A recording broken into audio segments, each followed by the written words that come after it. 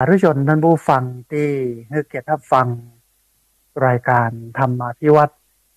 อันเป็นรายการวิทยุเพื่อการเผยแผ่พระพุทธศาสนาส่งเสริมการศึกษาและพัฒนาสังคมรายการนี้รับผิดชอบโดยอาตมาภาพพระสาธิตธีระปัญโยผู้อำนวยการสถาบันธรรมาภิวัตน์สถาบันเพื่อเผยแผ่พระพุทธศาสนาส่งเสริมการศึกษาและพัฒนาสังคมตั้งอยู่ณที่พักสงฆ์สถาบันธรรมาภิวัตน์บ้านศพเตินตำบลศพปาดอำเภอแม่เมาะจังหวัดลำปางรายการนี้ออกอากาศทุกวันอังคารตั้งแต่เวลาตี 5ไปจนถึง7 โมงเมื่อเจ้าผ่านทางเครือข่ายสถานีวิทยุคลื่นสีขาวเพื่อชาวประชาซึ่งมีอยู่หลายคลื่นหลายสถานีหลายจังหวัดออกอากาศผ่านทางFacebook Live ซึ่งเป็นไลฟ์สดของสถานีวิทยุวัดฝายหินบันทึกเทปเอาไปออกอากาศผ่านทางสถานีวิทยุเพื่อการศึกษาและพัฒนาอาชีพRadio Network FM 99.50 เมกะเฮิรตซ์ของวิทยาลัยเทคนิคกฟผแม่เมาะทุกวันศุกร์ตั้งแต่เวลา 8 โมงถึง 9 โมงเป็นต้นไปตลอดจนถึงเอาไปออกผ่านทางเพจของสถาบันธรรมาภิวัตน์ซึ่งช่องทางสุดท้ายต่างหลังนี้ท่านผู้ฟังสามารถติดตามรับฟังย้อนหลังไปก๊อปปี้ลิงก์ไปคัดลอกลิงก์ส่งแชร์เอาไปให้กับญาติธรรมทั้งหลายได้ยินได้ฟังกันได้แถมตัวสาธุชนท่านผู้ฟังวันนี้เรายังอยู่ในฤดูร้อนแล้วก็ร้อนจนกระทั่งที่ว่า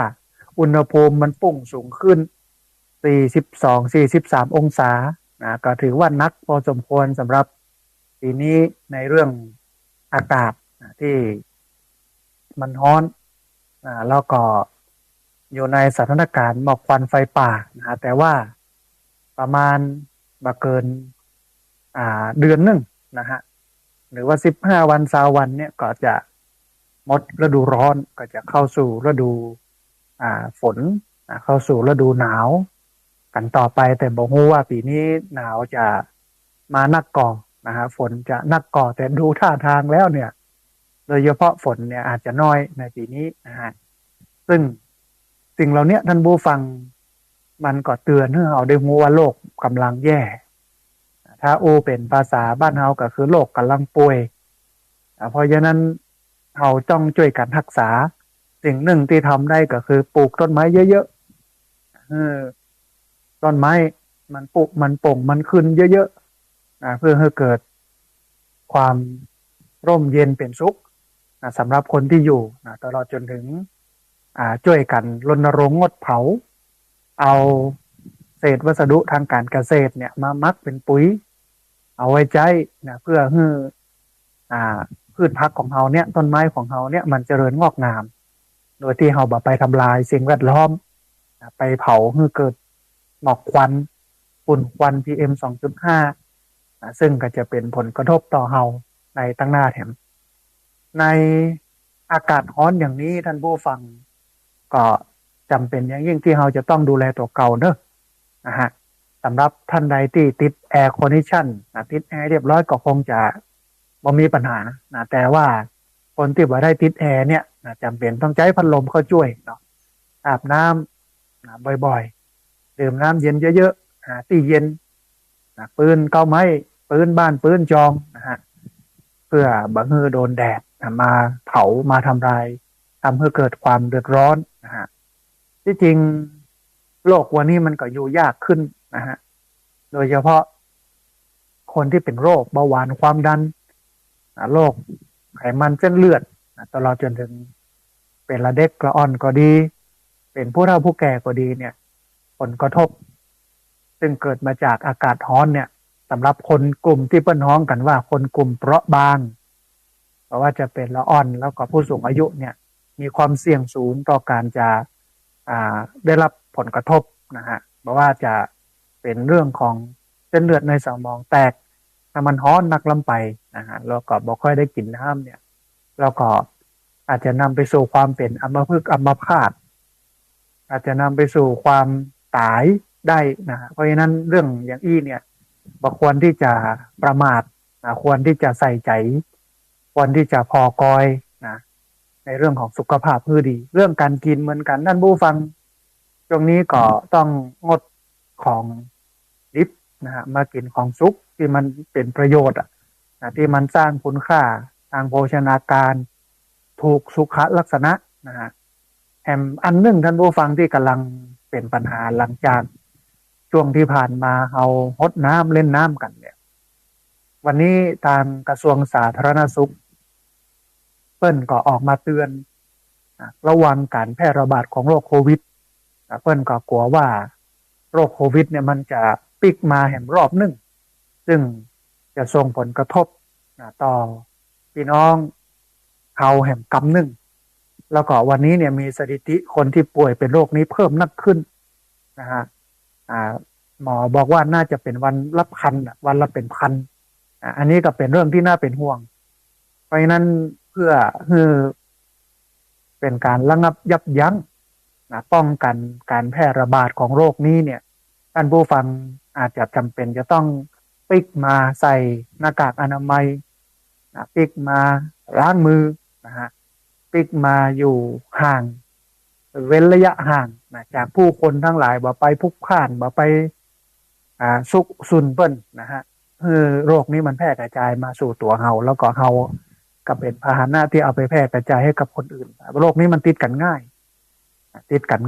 แต่เพียงแต่ใกล้กันยังกันได้ยุบได้กำกันได้เป็นแล้วเนี่ยนะฮะอันนี้ก็เป็นด้วยความเป็นห่วงจากรายการธรรมาภิวัตน์อันเป็นรายการวิทยุ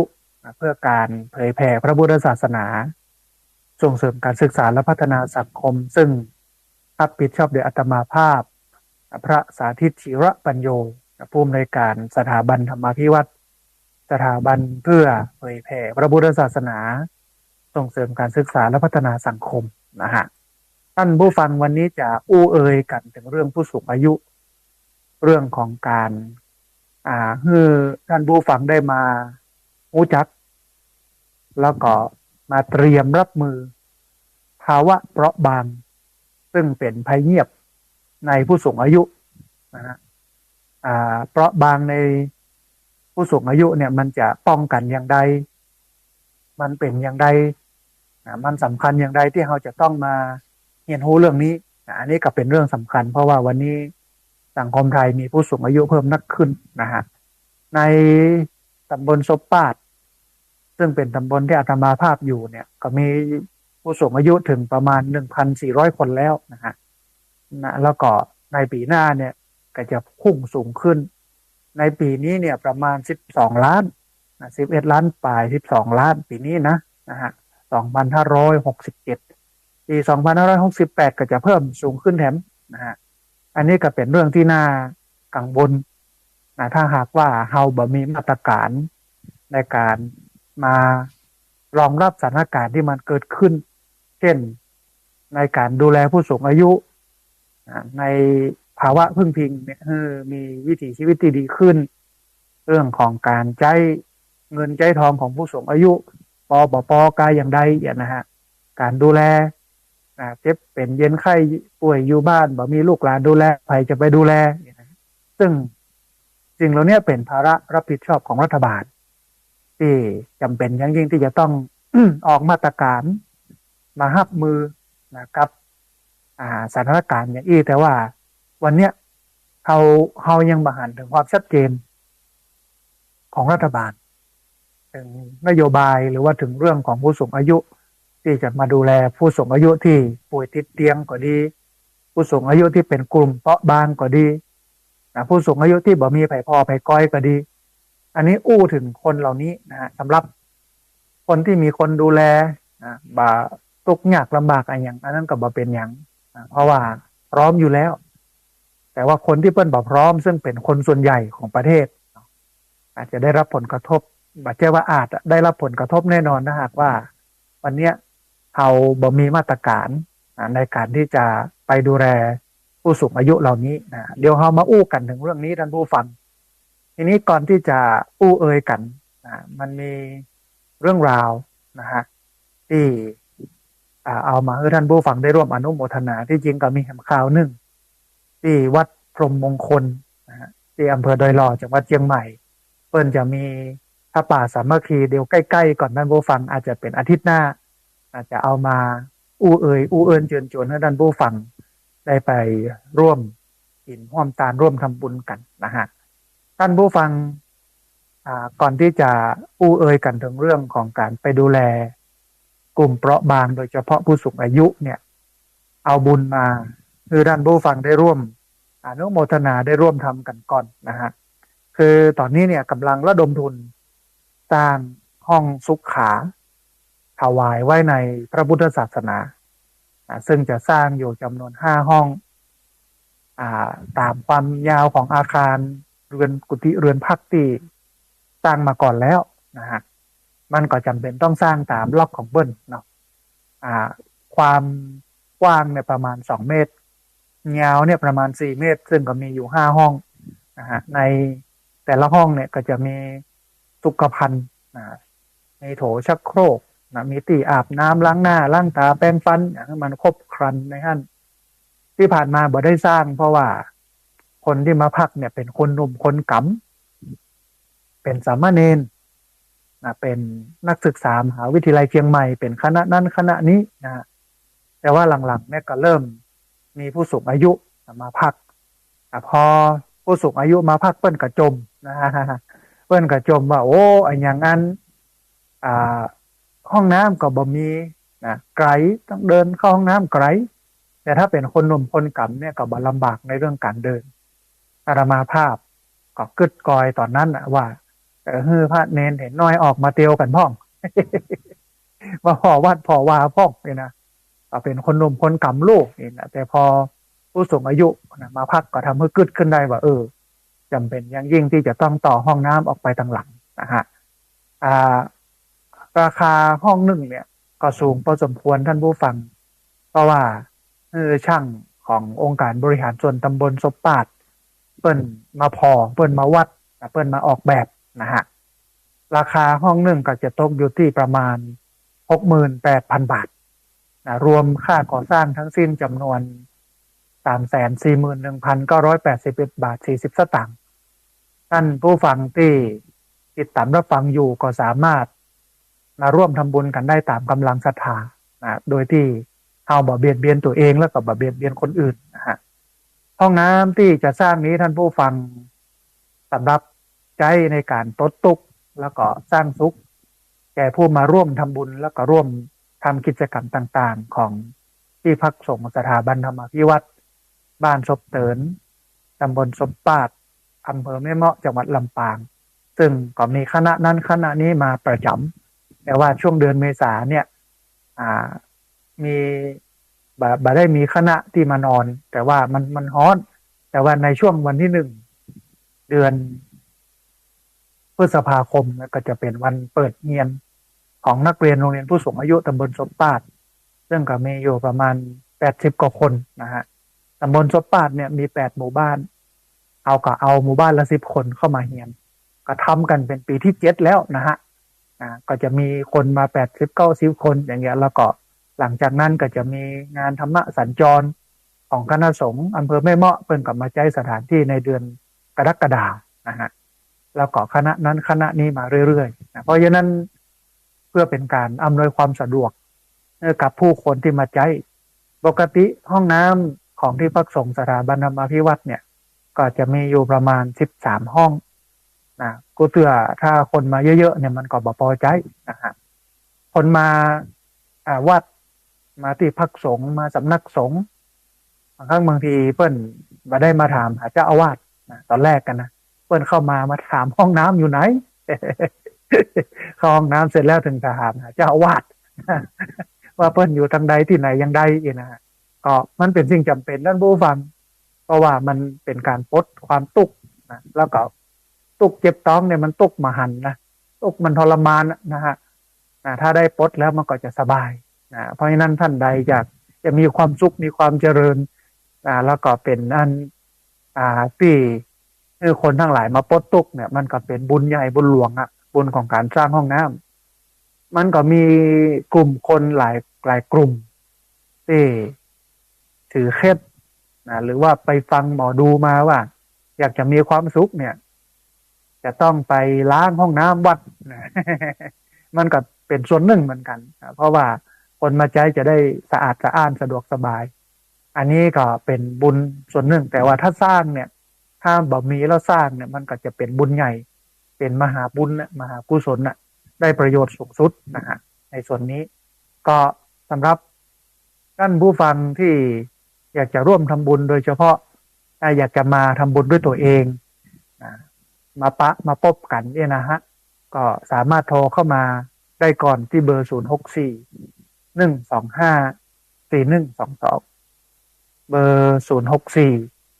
125 4122โทรมานัดหมายกันเนี่ยก่อนว่าอยู่วันไหนเมื่อใดอย่างใดอันนี้อันหนึ่งเนาะอันที่สองสำหรับท่านที่อยากจะร่วมทำบุญแต่ไม่ได้มีโอกาสได้มาร่วมทำบุญแต่ว่าอยากจะทำบุญก็สามารถร่วมทำบุญได้ที่บัญชีเงินฝากของที่พักสงฆ์สถาบันธรรมภิวัตรเป็นธนาคารกรุงไทยสาขาประตูชัยหมายเลขบัญชี536075531เป็นบัญชีเงินฝากของที่พักสงฆ์สถาบันธรรมภิวัตรธนาคารกรุงไทยสาขาประตูชัยหมายเลขบัญชี536075531นะฮะอันนี้ก็เป็นบุญหนึ่งที่เอามาให้ท่านผู้ฟังได้ร่วมอนุโมทนาแล้วก็ได้ร่วมทำกันเพื่อให้ความทุกข์ที่มีอยู่เนี่ยมันถูกปลดมันเกิดความสุขความสบายนักขึ้นนะฮะอันนี้ก็เป็นอันหนึ่งเนาะเอาละท่านผู้ฟังเข้ามาสู่เนื้อหาสาระของเฮาที่เอ่ยกันถึงเรื่องของการมาหูจักแล้วก็การมาเตรียมรับมือภาวะเปราะบางซึ่งมันเป็นภัยเงียบในผู้สูงอายุนะฮะท่านผู้ฟังปัจจุบันเนี่ยประเทศไทยนั้นมีผู้สูงอายุที่มีอายุเกิน60 ปีเนี่ยเกิดเป็น20%ของประชากรทั้งหมดจำนวน66 ล้านเนี่ย20%เป็นผู้สูงอายุนะฮะ66 ล้าน20%ก็จะอยู่ที่12 ล้าน12 ล้านนะฮะอายุ60 ปีเนี่ยคิดเป็น20%ของประชากรทั้งหมดซึ่งพ้องว่าเราเป็นสังคมผู้สูงอายุโดยสมบูรณ์วันนี้นะประเทศไทยเนี่ยเป็นประเทศที่มีผู้สูงอายุเยอะแล้วก็อยู่ในเกณฑ์การเป็นสังคมผู้สูงอายุโดยสมบูรณ์แล้วก็แฮมประมาณสัก10 ปีตั้งหน้าท่านผู้ฟังสัดส่วนของผู้สูงอายุเนี่ยอาจจะอยู่ที่28%อันประเทศญี่ปุ่นเนี่ยซึ่งเบิ่นจะก้าวเข้าสู่สังคมผู้สูงอายุระดับสุดยอดเนี่ยในเมื่อสังคมผู้สูงอายุเป็นวาระระดับชาติแล้วก็บัจจัยเรื่องที่มันไกลตัวแห่งต่อไปเนี่ยมันจะทำยังไงมันจะทำจะใดให้คนผู้สูงอายุเนี่ยมีสุขภาพแข็งแรงแล้วก็มีการดูแลให้มีชีวิตอยู่ได้ยังมีความสุขในบั้นปลายชีวิตท่านผู้ช่วยศาสตราจารย์แพทย์หญิงทิติมาว่องวิริยะวงศ์ท่านผู้ฟังซึ่งเป็นอาจารย์แพทย์สาขาอายุรเวชปัจฉิมวัยภาควิชาอายุรศาสตร์คณะแพทยศาสตร์ศิริราชพยาบาลก็มาจวนโมเฮาเนี่ยมาทำความรู้จัก กับภาวะเปราะบางกันในเบื้องต้นท่านผู้ฟังว่ามันเป็นอย่างไรท่านผู้ฟังภาวะเปราะบางคือภาวะที่มันอยู่ระหว่างความแข็งแรงดีกับการมีภาวะพึ่งพิงภาวะเปราะบางเนี่ยคือภาวะที่มันอยู่ระหว่างความแข็งแรงดีกับการมีภาวะพึ่งพิงซึ่งสามารถย้อนกลับไปมาระหว่างความแข็งแรงดีกับการมีภาวะพึ่งพิงได้สลับกันไปสลับกันมาได้นะฮะภาวะที่แข็งแรงดีก็คือยังแอคทีฟอยู่ยังขยับยังไปไหนมาไหนได้ยังออกกำลังกายยังเดินได้คล่องเหมือนเดิมในขณะที่คนที่มี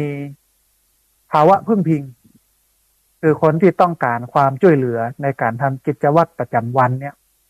บอกว่าจะเป็นเรื่องของการอาบน้ำบอกว่าจะเป็นเรื่องของการแต่งเนื้อแต่งตัวนุ่งใส่เสื้อผ้าเรื่องของการกินข้าวเรื่องของการจัดยาแล้วก็การทำธุรกรรมต่างๆได้ด้วยตัวเก่าเองแล้วเนี่ยก็ถือว่ามีภาวะพึ่งพิงหากว่าเราปะกับภาวะเปราะบางได้ตั้งแต่เนิ่นๆเนี่ยเราก็จะสามารถดูแลให้ปิกไปเป็นภาวะที่มันแข็งแรงได้เพราะว่าสองภาวะนี้ก็คือภาวะแข็งแรงดีกับภาวะพึ่งพิงเนี่ยมันสลับไปสลับมากันได้มันอยู่ที่การดูแลพอกอยพี่น้องนะฮะควรแหนมกำเนื่องท่านผู้ฟังภาวะเปราะบางก็คือภาวะที่อยู่ระหว่างความแข็งแรงดีกับการมีภาวะพึ่งพิงซึ่งสามารถย้อนกลับไปมาระหว่างความแข็งแรงดีกับการมีภาวะพึ่งพิงได้ภาวะแข็งแรงดีก็คือยังแอคทีฟอยู่ยังไปไหนมาไหนได้ยังออกกำลังกายได้ยังเดินได้คล่องเหมือนเดิมในขณะที่คนมีภาวะพึ่งพิงก็คือคนที่ต้องการความช่วยเหลือ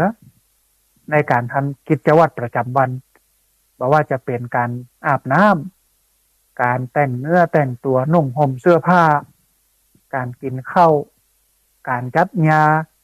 การทำธุรกรรมธุรกิจต่างๆได้ด้วยตัวเก่าแล้วเนี่ยก็ถือว่ามีภาวะพึ่งพิงหากว่าเราค้นพบภาวะเปราะบางได้ตั้งแต่เนิ่นๆเราก็จะสามารถพัฒนาสามารถเข้าไปดูแลปรับเปลี่ยนให้เปิ้นเป็นจากภาวะพึ่งพิงเนี่ยท่านผู้ฟังมาเป็นภาวะกลับไปแข็งแรงได้นะฮะทีนี้ท่านผู้ฟัง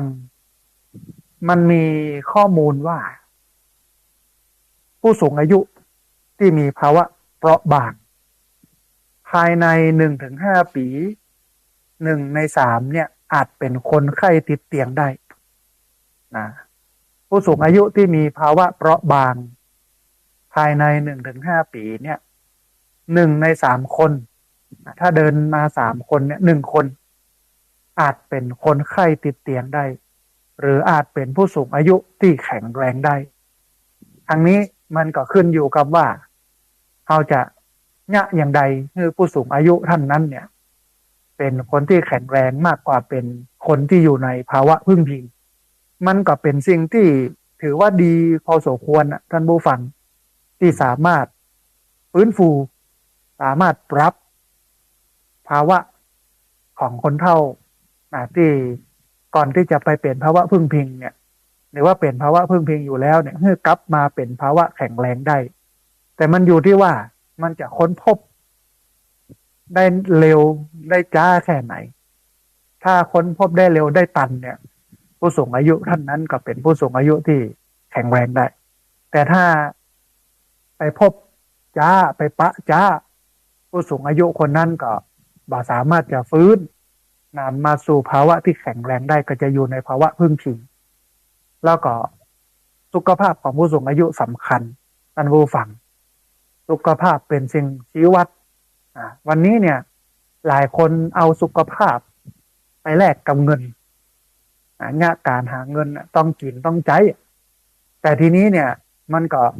แอบมุมนึงก็ลืมพอตัวเก่าท้ายที่สุดได้ตังค์มาแล้วก็ตัวเก่าก็สุดเพราะว่าทำงานหนักในการหาเงินก็จำเป็นท่านผู้ฟังเอาเงินที่หามาได้เนี่ยมาใส่ใจสุขภาพมาเยียวยารักษาความชำรุดทรุดโทรมของร่างกายมันก็เป็นประเด็นให้คนได้กึศว่าวันนี้เราจะเนี่ยอย่างใดให้เราเป็นคนที่ทำงานหาเงินได้แล้วก็แข็งแรงไปตัวบ่ใจว่าจะหาเงินแล้วเอาเงินไปใช้ในห้อง ICU มันมีครูบาอาจารย์โดยเฉพาะท่านอาจารย์เมธีวชโรดมอาจารย์เจ้าคุณเมธีวชโรดมหรือว่าอาจารย์มหาวุฒิชัยวชิระเมธีเปิ้ลก็บอกว่าเนี่ยถึงวันนี้เอาหาสตังค์เพื่อเอาไปใช้ในห้อง ICU อย่างเงี้ย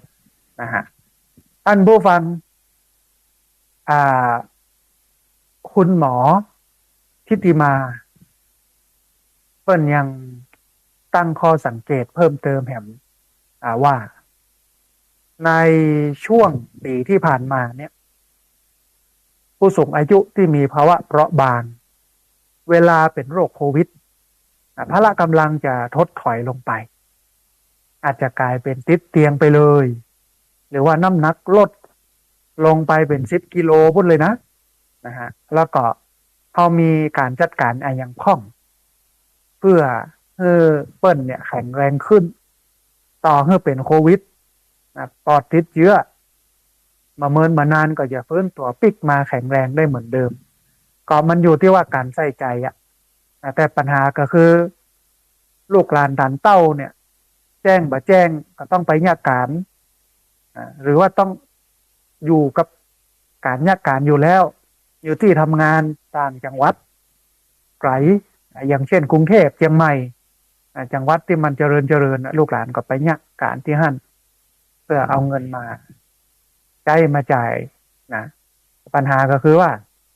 มันบ่มีไผพอมันเมื่อบ่มีไผพอเนี่ยมันก็บ่สามารถที่จะฟื้นตัวกลับมาแข็งแรงได้กลายเป็นว่าเวลาเจอโรคโควิดก็ทำให้กลายเป็นผู้ป่วยติดเตียงไปเลยก็มี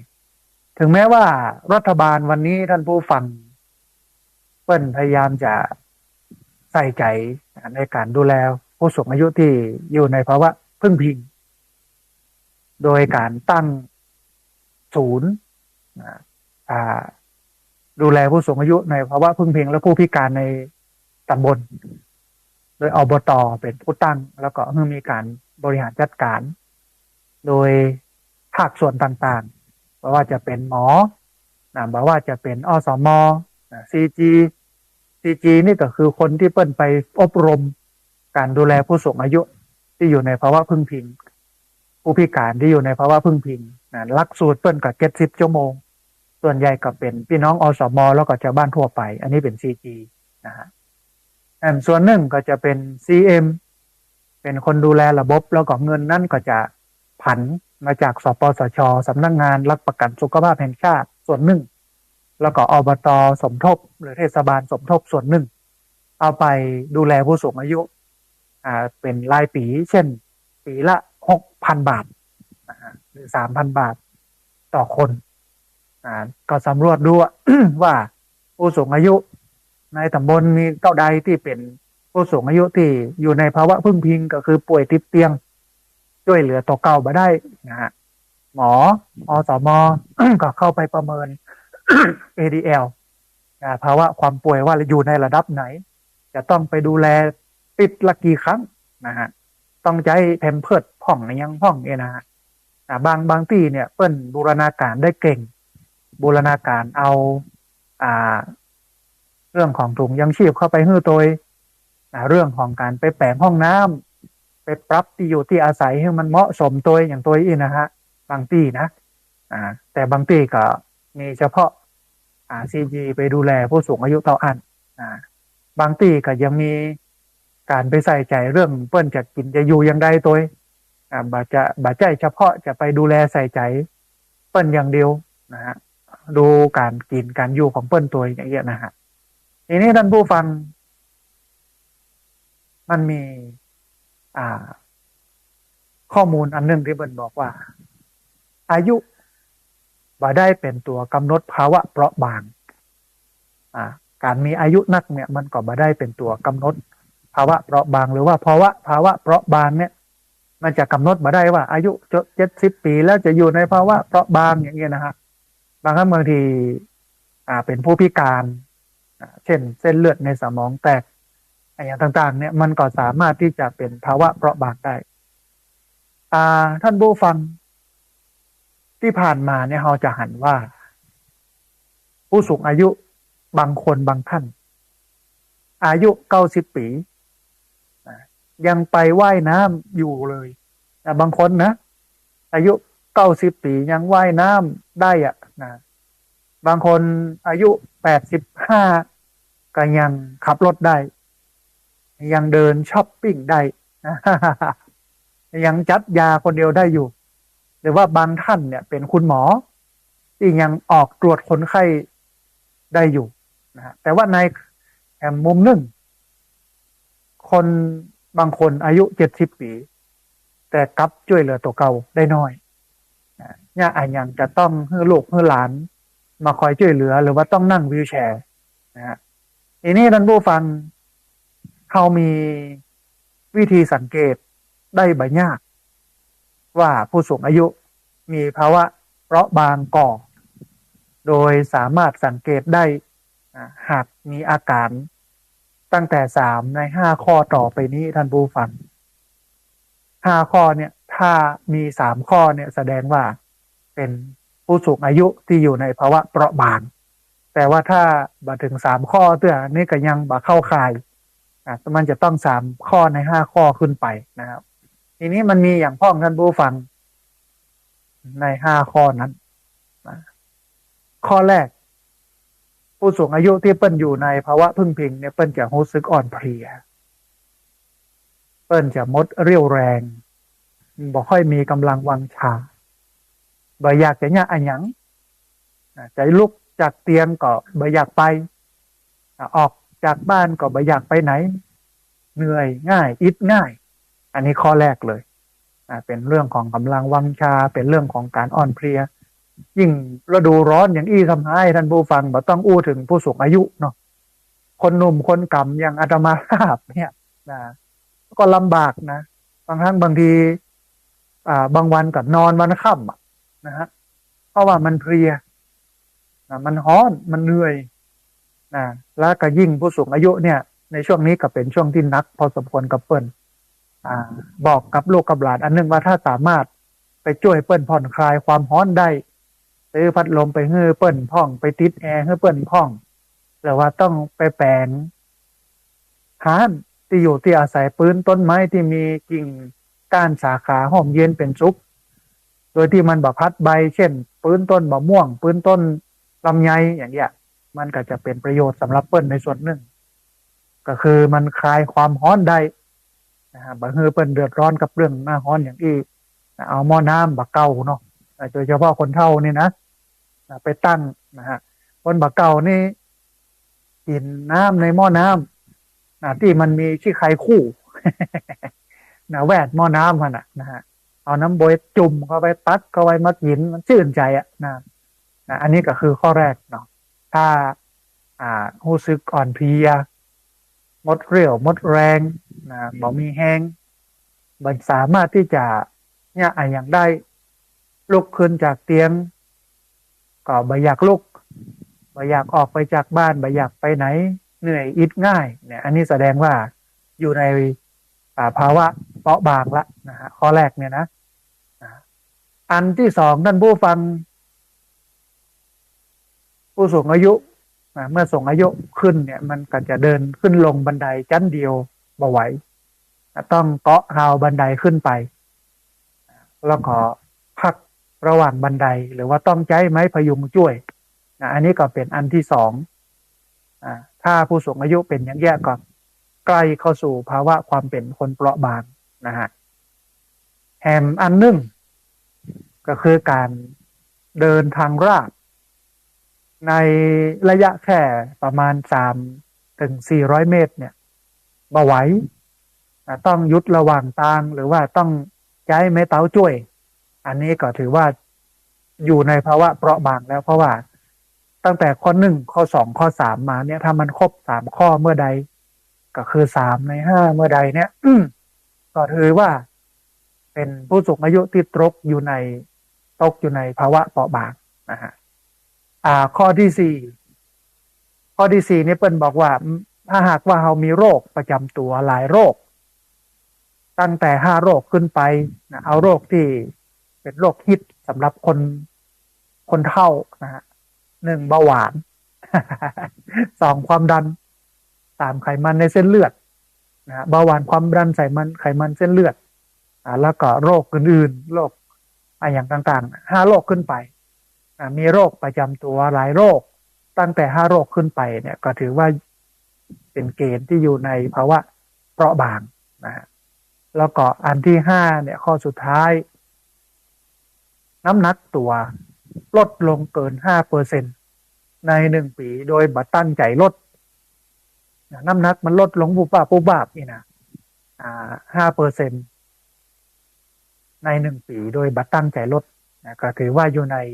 ภาวะเปราะบางเนี่ยเราลองพอตัวเราท่านผู้ฟังถ้ามี5 ข้อมี3 ข้อใน5 ข้อนี้ก็ถือว่าเป็นผู้สูงอายุที่อยู่ในภาวะเปราะบางเช่นรู้สึกอ่อนเพลียหมดแรงบ่อยากเนี่ยหยังจะลุกจากเตียงก็บ่อยากลุกออกจากบ้านก็บ่อยากไปไหนมันมันเหนื่อยง่ายอันนี้ข้อแรกข้อที่สองนี่คือต้องขึ้นลงบันไดชั้นเดียวแล้วมันขึ้นบ่ไหวมันจะต้องเกาะหาวบันไดขึ้นไปพักระหว่างบันไดต้องใช้ไม้เท้าช่วยพยุงนะฮะอันนี้คือข้อสองข้อสามนี่ก็คือเดินทางราบทางตรงในระยะแค่ประมาณ300 เมตรถึง400 เมตรเนี่ยเดินบ่ไหวต้องหยุดระหว่างทางเพื่อเอาแหงก่อนเมื่อมันมีห่ำมีแหงแล้วก็เดินใหม่นะหรือว่าต้องใช้ไม้เท้าในการช่วยเดินนะฮะอันที่สี่นี่ก็คือมีโรคประจำตัวหลายโรคตั้งแต่5 โรคขึ้นไปเบาหวานความดันไขมันเส้นเลือดโรคตาบ่ค่อยเห็นนะฮะโรคหลังโกะหลังกล้องกระดูกกระดูกพรุนอย่างเงี้ยเนาะนะฮะแล้วก็อันสุดท้ายเนี่ยน้ำหนักลดลงเกิน5%ใน1 ปีโดยที่บัตั้งใจลดมันลดคนเดียวผอมลงเนี่ยนะฮะถ้ามีอาการ3 ใน 5นะฮะถ้ามีอาการ3 ข้อใน5 ข้อที่ได้เอ่ยมานี่เนี่ยผู้สูงอายุคนนั้นก็ถือว่าเป็นผู้สูงอายุที่อยู่ในภาวะเปราะบางทีนี้ท่านผู้ฟังเขายังสามารถป้องกันบางเมื่อเกิดภาวะเปราะบางในผู้สูงอายุได้ด้วยหลากหลายวิธีโดยวิธีเหล่านั้นเนี่ยมันง่ายแล้วก็มันใกล้ตัวอย่างที่เขาคิดคือแน่นอนว่าสังขารร่างกายมันเสื่อมโทรมเป็นธรรมดามีการเกิดขึ้นมีการตั้งอยู่มีการดับไปเป็นธรรมดามันบ่เที่ยงมันเป็นทุกข์มันทนอยู่ในสภาพเดิมได้ยากในเรื่องของสังขารร่างกายแน่นอนมันเป็นอย่างนั้นเป็นความจริงเป็นสัจธรรมแต่ว่าเราก็สามารถที่จะป้องกันเมื่อเกิดภาวะเปราะบางก็คือภาวะความเสื่อมสภาพของร่างกายได้ไว้อยู่ยื้อได้นะฮะหรือว่าพัฒนาให้มันแข็งแรงได้ให้มันค่อยๆเปลี่ยนค่อยๆไปตามธรรมชาติได้นะฮะโดยวิธีการต่างๆมันก็ทำได้ง่ายแต่บางครั้งบางทีเราก็ลืมไปว่ามันมีวิธีเหล่านี้ตัวนะฮะมีอย่างพ้องท่านผู้ฟังอันแรกต้องออกกำลังกายสม่ำเสมอท่านผู้ฟังต้องออกกำลังกายประจำผู้สูงอายุเนี่ยจำเป็นต้องออกกำลังกายอย่างต่อเนื่องแล้วก็สม่ำเสมอโดยผู้สูงอายุเนี่ยควรออกกำลังกายอย่างน้อย150 นาทีต่อสัปดาห์ ติดหนึ่งเนี่ย1 อาทิตย์เนี่ยควรออกกำลังกาย150 นาทีต่อ1 อาทิตย์นะฮะอันนี้เป็นอย่างน้อยนะเรียกว่าเป็นมาตรฐานของผู้สูงอายุนะฮะต้องออกกำลังกายสม่ำเสมออย่างน้อย150 นาทีท่านผู้ฟังการออกกำลังกายในผู้สูงอายุนั้นเนี่ยทำอะไรอย่างก็ได้ท่านผู้ฟังที่มันรู้สึกว่าได้ออกกำลังกายอย่าไปอยู่นิ่งเฉยนะอย่าไปอยู่บ่ได้นะกินนอนนี่นะโอ้โรคภัยไข้เจ็บมันจะมานักนะแม้อยู่บ้านเนี่ยก็สามารถออกกำลังกายได้ทำงานบ้านก็ได้ออกกำลังกายเนี่ยหัวใจได้เต้นเร็วขึ้นกว่าปกติสำหรับผู้สูงอายุเนี่ยถ้าจะดีเนี่ยนอกจากจะออกกำลังกายเพื่อความแข็งแรงของระบบหัวใจและก็หลอดเลือดแล้วเนี่ยควรที่จะออกกำลังกายเพื่อสร้างมวลกล้ามเนื้อเพิ่มความยืดหยุ่นแล้วก็ฝึกการทรงตัวที่ดีขึ้นจะช่วยลดอุบัติเหตุเวลามื่นเวลาล้มที่เป็นสาเหตุของกระดูกหักได้แล้วก็ยังช่วยให้ห่างไกลภาวะเปราะบางแห่งตัวต้องออกกำลังกายประจำแต่ว่าการออกกำลังกายของผู้สูงอายุเนี่ยท่านผู้ฟังจะเป็นเพื่อมันเหมือนคนหนุ่มคนกำที่เป็นออกกำลังกายกันวิ่งกาอย่างกาที่เป็นใจกำลังวังชานักมันก็เป็นเรื่องที่ยากแต่ที่ทำได้ก็คือการเตลนะฮะแต่ว่าถ้าเป็นผู้สูงอายุที่อยู่ชนบทบ้านนอกเนี่ยวิธีการออกกำลังกายของคนเหล่านี้ก็คือแซะหญ้ากวาดเที่ยวนั้นเที่ยวนี่มาลองต้องแต่งเนี่ยไปสบายๆนะฮะอันนี้ก็เป็นสิ่งหนึ่งที่จะทำให้ร่างกายเขาแข็งแรงการออกกำลังกายเป็นสิ่งที่สำคัญท่านผู้ฟังเราก็ต้องออกประจำอย่างน้อยติดหนึ่งเนี่ยให้มันได้150 นาที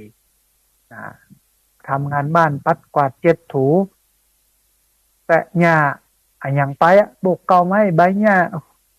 อาจจะมีขุดดินผ่องยังผ่องหรือบางครั้งบางทีก็มีเครื่องออกกำลังกายหลายคนมีเครื่องวิ่งมีลู่วิ่งเอามาเสียบปลั๊กก็วิ่งบนท่านได้เลยอย่างเงี้ยอันนี้คือสิ่งหนึ่งที่มันจะทำให้ผู้สูงอายุเนี่ยไกลจากภาวะเปราะบางกลับเข้ามาสู่ภาวะที่มันแข็งแรงแต่แถมอันหนึ่งที่ควรระวังเรื่องของการล้มเรื่องของการต้าวผู้สูงอายุเนี่ยกระดูกมันจะเปราะบางมันบ่เหมือนคนหนุ่มคนกำกระดูกมันจะพุกระดูกมันจะพ่อยเพราะฉะนั้นการออกกำลังกายหรือการใช้ชีวิตของผู้สูงอายุเนี่ยควรระวังบ่ให้ล้มการลื่นล้มเนี่ยเป็นสาเหตุของการบาดเจ็บและเสียชีวิตของผู้สูงอายุที่มีนักพอสมควรบางครั้งบางทีเป็นผู้สูงอายุที่แข็งแรงเดินได้ช่วยเหลือตัวเก่าได้ที่บ่ได้อยู่ในภาวะเปราะบางแต่พอล้มปั๊บเนี่ยก็ป่วยเลยกับนี่ยาวเลยกระดูกหักเลยนะฮะบ่สามารถที่จะช่วยเหลือตัวเก่าได้เพราะฉะนั้นผู้สูงอายุเนี่ยจำเป็นอย่างยิ่งที่จะต้องใส่ใจพยายามระมัดระวังมาให้ตัวเก่าไปล้มแล้วกับที่ล้มเนี่ยก็คือในห้องน้ำนะฮะล้มในห้องน้ำมันเป็นสิ่งที่มันมืดมันก็จะทำให้เกิดอันตรายได้อันนี้เป็นข้อแรกนะฮะข้อที่สองท่านผู้ฟังจำเป็นอย่างยิ่งที่จะต้องรับประทานอาหารเมื่อมันครบ5 หมู่แล้วก็เน้นการเพิ่มโปรตีนสำหรับผู้สูงอายุนะฮะท่านผู้ฟังผู้สูงอายุเนี่ยมักจะเข้าใจผิดเรื่องของการกินเข้าใจผิดเรื่องของการกินว่าพออายุนักขึ้นแล้วอายุเยอะแล้วควรจะกินเจกินมังสวิรัติซึ่งนั่นอาจจะทำให้ขาดสารอาหารได้คือพระพุทธเจ้าเนี่ยเปิ้นบ่ได้บอกให้เฮาไปกินเจโดยหลักการนะของพุทธศาสนาใครจะกินก็ได้บ่กินก็ได้มันมีตอนหนึ่งที่พระเทวทัตมาเสนอให้พระพุทธเจ้าว่าพระเจ้าทั้งหมดควรจะกินเจนะ นะครับพระเจ้าก็บ่ได้ฟังบ่ได้เอามาเป็นสาระสำคัญนั่นแสดงว่าเขาจำเป็นอย่างยิ่งที่จะต้องกินอาหารตามที่ชาวบ้านเปิ้นเลี้ยงควรที่จะย่อยกับการกินกินง่ายอยู่ง่ายแต่ไม่มักง่ายแต่ว่าคนบางคนถ้าเป็นผู้สูงอายุนะก็คิดละว่าควรจะกินเจนะสุขภาพมันจะดีอย่างนั้นอย่างนี้นะท่านผู้ฟังอัตราส่วนอาหารที่อาจจะเหมาะสมกับผู้สูงอายุที่มีภาวะเปราะบางแล้วก็บ่มีโรคไตเสื่อมเรื้อรังก็คือที่สำคัญก็คือต้องมีโปรตีนอันแรกนะต้องมีโปรตีนอันที่สองต้องมีผักอันที่สามต้องมีแป้งมันเป็นสูตรเนาะโปรตีนผักแป้งโปรตีนผักแป้งเนี่ยควรจะรับประทานหรือว่าควรจะกินโปรตีนให้มันนักขึ้นกว่าวัยหนุ่มสาวโดยเป็นโปรตีนทั้งจากสัตว์แล้วก็จากโปรตีนจากพืชในอัตราส่วนที่มันสมดุลกันระหว่างโปรตีนจากพืชแล้วก็โปรตีนจากสัตว์เนี่ยนะพร้อมกันนั้นท่านผู้ฟังอาหารที่รับประทานเนี่ยควรหลากหลายเพื่อป้องกันการขาดสารอาหารบางชนิดแล้วก็มีไฟเบอร์ในปริมาณที่เหมาะสมเพื่อกระตุ้นให้เกิดการขับถ่ายที่ดีเพราะว่าลำไส้เนี่ยของผู้สูงอายุเนี่ยอาจจะเคลื่อนตัวช้าลงทำให้เกิดภาวะท้องผูกตัวมาส่วนไขมันควรจะกินในปริมาณน้อยควรเลือกบริโภคไขมันดีนะฮะหลักสูตรอันหนึ่งของการกินสำหรับผู้สูงอายุหรือว่าคนทั่วไปถ้าสุขภาพเนี่ยก็คือกินผักเป็นยากินปลาเป็นอาหารเน้นผักเน้นปลางดเนื้อเพราะว่าผู้สูงอายุเนี่ยย่อยยากนะฮะแต่ก็ต้องบรรละโปรตีนนะส่วนไหนที่เป็นโปรตีนจากสัตว์ส่วนไหนที่เป็นโปรตีนจากพืชก็เอามามันครบ5 หมู่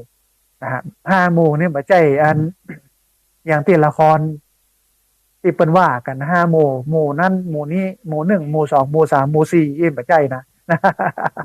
5 หมู่ก็คืออาหารครบ5 หมู่ที่มีโปรตีนคาร์โบไฮเดรตไขมันอย่างพวกเนี้ยนะฮะอันนี้คือข้อ2ข้อ3นั่นผู้ฟังนอกจากจะออกกำลังกายนอกจากจะกินอาหารให้ครบ5 หมู่แล้วการป้องกันผู้สูงอายุเมื่อเป็นผู้สูงอายุที่อยู่ในภาวะเปราะบางก็คือการงดบุหรี่และก็เครื่องดื่มแอลกอฮอล์ท่านผู้ฟังบุหรี่และเครื่องดื่มแอลกอฮอล์นี่เป็นสาเหตุหนึ่งที่ทำให้คนเสียชีวิตจากโรคตับแข็งกาโรคมะเร็งปอดกาโรคเบาหวานความดันเพราะว่ามันเป็นตัวกระตุ้นให้เกิดโรคหมู่นี้นะฮะท่านผู้ฟังการงดสูบบุหรี่โดยสิ้นเชิงแล้วก็แอลกอฮอล์เนี่ยก็มีการศึกษาว่าการดื่มไวน์แดงประมาณ1-2 แก้วต่อวันนะช่วยให้สุขภาพหัวใจดีสุขภาพสมองดีได้ประมาณ1-2 แก้วต่อวันนะฮะก็เป็นหนึ่งในสูตรของการกินอาหารแบบผู้คนที่อาศัยอยู่ในแถบตะวันแถบทะเลเมดิเตอร์เรเนียนซึ่งมันดีต่อสุขภาพนะฮะแต่ว่าถ้าดื่มแอลกอฮอล์สูบบุหรี่มากไปกว่าที่บอกไปตะกี้ก็คือ1-2 แก้วต่อวันซึ่งเป็นไวน์บ่ได้นะไม่ใช่ว่าเหล้านะฮะมันก็จะทำให้สุขภาพเสียมาถึงวัยสูงอายุแล้วนะเราก็จะต้องลดจะต้องเลิกสิ่งเหล่านี้นะฮะเพื่อประโยชน์ต่อสุขภาพนะถ้ายิ่งอายุเยอะเราใช้ชีวิตมานักนะแล้วก็มันเสื่อมแล้วเราซ้ำเอาบุหรี่ซ้ำเอาเหล้าไปเติมเมื่อมันเนี่ยมันก็จะทำให้เกิดโทษบ่ได้เกิดประโยชน์ใดเลยนะฮะผู้เฒ่าผู้แก่นี่สำคัญสุขภาพสำคัญบอกควรที่จะเอาสิ่งเหล่านี้มามอมเมาแล้วทีนี้เขาก็จะเป็นแบบอย่างให้กับลูกกับหลานที่มันบ่ดีนะฮะอันนี้ก็เป็นสิ่งหนึ่งแต่ว่าบัดเดียวเนี่ย งานวัดงานวาเนี่ยงานฉลองงานอะไรอย่างต่างๆอย่างงานสงกรานต์ที่ผ่านมามันก็มีการดื่มการสูบนะเป็นปกติเลยนะเรื่องคนหนุ่มคนเฒ่าแถมบปอเนี่ยถ้าบูฟังก็ไปกินกันในวัดโดยพร้อมสูบกันในวัดโดยพร้อมที่จริงวัดเนี่ยเป็นเพื่อปลอดจากการดื่มเครื่องดื่มแอลกอฮอล์และการสูบบุหรี่ถ้าไปสูบไปดื่มในวัดมันก็ผิดกฎหมายนะฮะผิดกฎหมายเพราะฉะนั้นเนี่ยที่จริงก็ควรละควรเว้นได้แล้วนะในภาวะเป็นผู้สูงอายุอย่างอี้มันก็จะทำให้ลูกหลานด่านเจ้าเนี่ยเคารพนับถือนักขึ้นเป็นแบบเป็นอย่างของสังคมได้นะแต่ถ้าบัลละเนี่ยมันก็จะเป็นการกระตุ้นนะถ้าสูบถ้าดื่มเมื่อไรเนี่ยมันก็จะเป็นการกระตุ้นให้โรคที่มันอยู่กับเขาซึ่งเป็นโรคประจำตัวเนี่ยบอกว่าจะเป็นเบาหวานความดันไขมันเส้นเลือดมันสูงขึ้นมันนักขึ้น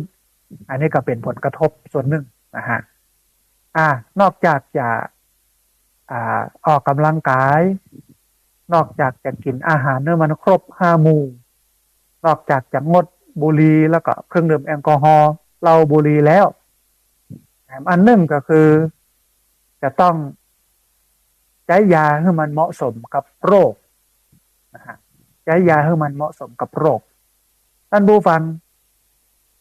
การใช้ยาให้มันเหมาะสมกับโรคมันก็เป็นสิ่งที่ยากสำหรับผู้สูงอายุนะฮะก็หลายคนก็กึดกอยเสมอถึงภาวะที่มันสูงวัยขึ้นเนี่ยมันจำเป็นจะต้องใช้ยามาช่วยโดยเฉพาะการกินยามันก็จะช่วยให้สุขภาพดีขึ้นเนี่ยหลายคนคิดอย่างนั้นนะแข็งแรงขึ้นนะอันที่จริงเนี่ยการกินยาในปริมาณที่มันเยอะเกินไปก็บ่ดีนะท่านผู้ฟังทั้งนี้เนี่ยยาควรจะเหมาะกับโรคและกับคนที่สำคัญเนี่ยอย่าไปเอายาของคนอื่นมากินยาไผ่ยามันเพราะว่าสัดส่วนของร่างกายมวลร่างกายก็แล้วกันแต่ละคนมันต่างกันหมอเพิ่นก็ฮือว่าสัดส่วนร่างกายขนาดนี้เหมาะสำหรับยา2 เม็ดสัดส่วนร่างกายที่มันน้อยกว่านี้มันเหมาะกับยา1 เม็ดถ้าเราเจ็บเก้าเมาหัวหรือว่าเป็นโรคนั้นโรคนี้ไปขอยาของคนอื่นที่เป็นกินประจำมากินสัก2 เม็ดเนี่ยแต่ที่จริงเราต้องการเพียงเม็ดเดียวเนี่ยมันก็จะเกิดอันตรายเปิ้นฮ้องว่ากินยาที่มันบ่เหมาะสมแล้วก็วันนี้เนี่ยหลายคนกระจมนะไปโรงยาโดยเฉพาะคนที่เป็นโรคเบาหวานความดันยาจะได้มาปกใหญ่ๆเลยทีเดียวเป็นปกเลยต้องเอาถุงไปใส่โปรดโทษเฉพาะยาเบาหวานความดันเนี่ยนะแต่ว่าต้องกินนะท่านผู้ฟังสมมติว่าเราเป็นเบาหวานความดันนี่จะไปละยาถ้าละยาเนี่ยก็จะทำให้เกิดโรคภัยไข้เจ็บหรือว่าโรคมันก็จะทวีความรุนแรงขึ้นและส่งผลกระทบต่อร่างกายก็ต้องกินยาในก็น้องว่าในความเหมาะสมบ่นักเกินไปบ่น้อยเกินไปยามันก็เป็นประโยชน์ส่วนหนึ่งแต่ว่ามันก็มีเอฟเฟกต์มีผลกระทบกับเฮาส่วนหนึ่งเพราะฉะนั้นเพื่อเป็นการป้องกันในการที่จะกินยาให้มันเหมาะกับช่วงชีวิตช่วงร่างกายหรือว่ามวลร่างกายเนี่ยก็ควรจะต้องพอกอยให้ดีนะฮะท่านผู้ฟังท้ายที่สุดเนี่ยสิ่งที่สำคัญที่สุดในการที่จะทำให้เขานั้นแข็งแรงเนี่ยก็คือใจของเขาพระเจ้าได้ตรัสไว้ว่ามโนบุพพังเข้ามาธรรมามโนเศรษฐามโนมยาเป็นต้นใจนั่นเป็นใหญ่ใจนั่นเป็นหัวหน้าใจนั่นเป็นประธานเหมือนกับงัวใจเหมือนงัวที่มันลากล้อไปทางหน้านะฮะเพราะนั้นถ้าใจของเขาคิดว่าเขาแก่เขาก็จะแก่ไปตัวถ้าใจของเขานะคิดว่าเขาแก่นะเขาก็จะแก่ไปเลยนะอย่างคุณย่าชาวเยอรมันท่านหนึ่งชื่อว่าคุณย่าโจฮันนาเพิ่นมีอายุ98เพิ่นยังเล่นยิมนาสติกอยู่98นะแล้วก็เล่นยิมนาสติกอยู่ เปิ้ลก็ฝากเคล็ดลับเรื่องความที่มีสุขภาพแข็งแรงความสดใสไว้เนี่ยของร่างกายในบั้นปลายชีวิตอายุ98ปีเนี่ยว่า ถึงหน้าของเปิ้ลจะเหี่ยวแต่ใจของเปิ้ลยังสาวเสมออ่า คุณย่าโจฮันนาอายุ98ปีเปิ้ลอยู่ที่ประเทศเยอรมันเปิ้ลก็เป็นคนเล่นยิมนาสติกนะฮะเปิ้ลบอกว่าถึงหน้าของเปิ้ลเนี่ยจะเหี่ยวหยอบเงียบแต่ใจของเปิ้ลน่ะยังสาวเสมอดังนั้นอายุเป็นเพียงตัวเลขขอให้แข็งแรงเอาไว้อายุเท่าใดก็จ้างมันนี่แหละคือวลีเด็ดของอันคุณยายโจฮันนาที่มันจะเสริมสร้างความมีแรงบันดาลใจในการมีชีวิตอยู่ของเฮาขนาดเปิ้ลอายุ98เปิ้ลยังกึดในเชิงบวกกึดในแง่ดีนะฮะเฮาอายุน้อยกว่าเปิ้ลสมควรที่จะมีพลังในการจะลุกขึ้นสู้ต่อปัญหาฟันฝ่าปัญหาและฟันฝ่าอุปสรรคต่างๆนะฮะโดยเฉพาะในช่วงนี้เป็นช่วงที่ประเทศกำลังประสบกับปัญหารอบด้านไม่ว่าจะเป็นปัญหาที่เกิดจากธรรมชาติหรือปัญหาที่เกิดจากน้ำมือมนุษย์เช่นหมอกควันไฟป่าอันนี้ปัญหาที่ต้องเผชิญปัญหาที่สองคือฝนตกหนักน้ำท่วมแล้วก็แล้งก็แล้งจัดฝนบ่ตกเลยฮ้อนก็ฮ้อนจัดนะฮะมันเป็นภาวะที่เวียงไปข้างใดข้างหนึ่งแบบสุดโต่งโดยที่มันขาดความสมดุลสมัยแต่ก่อนที่มันสมดุลกันอยู่เนี่ยฝนสลับกับแล้งนะฮะแล้งนัดฝนตกทำให้ความแล้งกันหายในสมัยแต่ก่อนเป็นอย่างนี้แล้วเดี๋ยวนี้แทบจะบ่มีฝนเลยฝนบ่ค่อยตกเลยนะฮะอันนี้ก็เป็นเรื่องราวที่ดีท่านผู้ฟังที่เอามาฝากกับท่านผู้ฟังซึ่งเรื่องราวโมนี้เนี่ยเปิ้ลเรียบเรียงโดยแพทย์ผู้ช่วยศาสตราจารย์แพทย์หญิงทิติมาว่องวิริยะวงศ์เปิ้ลเป็นอาจารย์สาขาวิชาอายุรศาสตร์ปัจฉิมวัยภาควิชาอายุรศาสตร์คณะแพทยศาสตร์ศิริราชพยาบาลมหาวิทยาลัยมหิดลซึ่งก็เป็นข้อมูลที่เป็นประโยชน์อย่างมากนะฮะมี4เรื่องที่จะทำให้ผู้สูงอายุมีสุขภาพแข็งแรงก็คือเรื่องของการออกกำลังกายสม่ำเสมอการรับประทานอาหารให้ครบ5หมู่การงดบุหรี่งดเครื่องดื่มแอลกอฮอล์แล้วก็การใช้ยาอย่างเหมาะสมอย่าใช้หนักเกินไปนะฮะมันก็จะทำให้ผู้สูงอายุเนี่ยมีสุขภาพแข็งแรงแล้วก็แฮมมุมหนึ่งเนี่ยมันจำเป็นจะต้องมาพอว่าเฮาเนี่ยเป็นผู้สูงอายุที่อยู่ในภาวะเปราะบางหรือไม่จาก3ใน5ข้อบอกว่าจะเป็นเรื่องของการถ้าเฮารู้สึกอ่อนเพลียหมดแรงนะฮะเฮาเดินขึ้นบันไดชั้นเดียวบ่ไหวต้องก้าวบันไดขึ้นไปทีละชั้นทีละขั้นแล้วก็ไปยั้งระวังการขึ้นบันไดตลอดจนถึงการเดินทางราบการเดินทางตรงในระยะแค่300 ถึง 400 เมตรบ่ไหวต้องหยุดระหว่างทางต้องใช้ไม้เท้าช่วย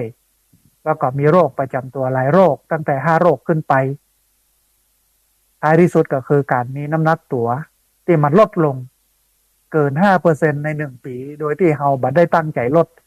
ถ้าเฮามีอาการ3ข้อใน5ข้อนี้ก็ถือว่าเป็นผู้อยู่ในภาวะเปราะบางแต่ว่าภาวะเปราะบางในผู้สูงวัยก็สามารถป้องกันได้โดยการออกกำลังกายสม่ำเสมอ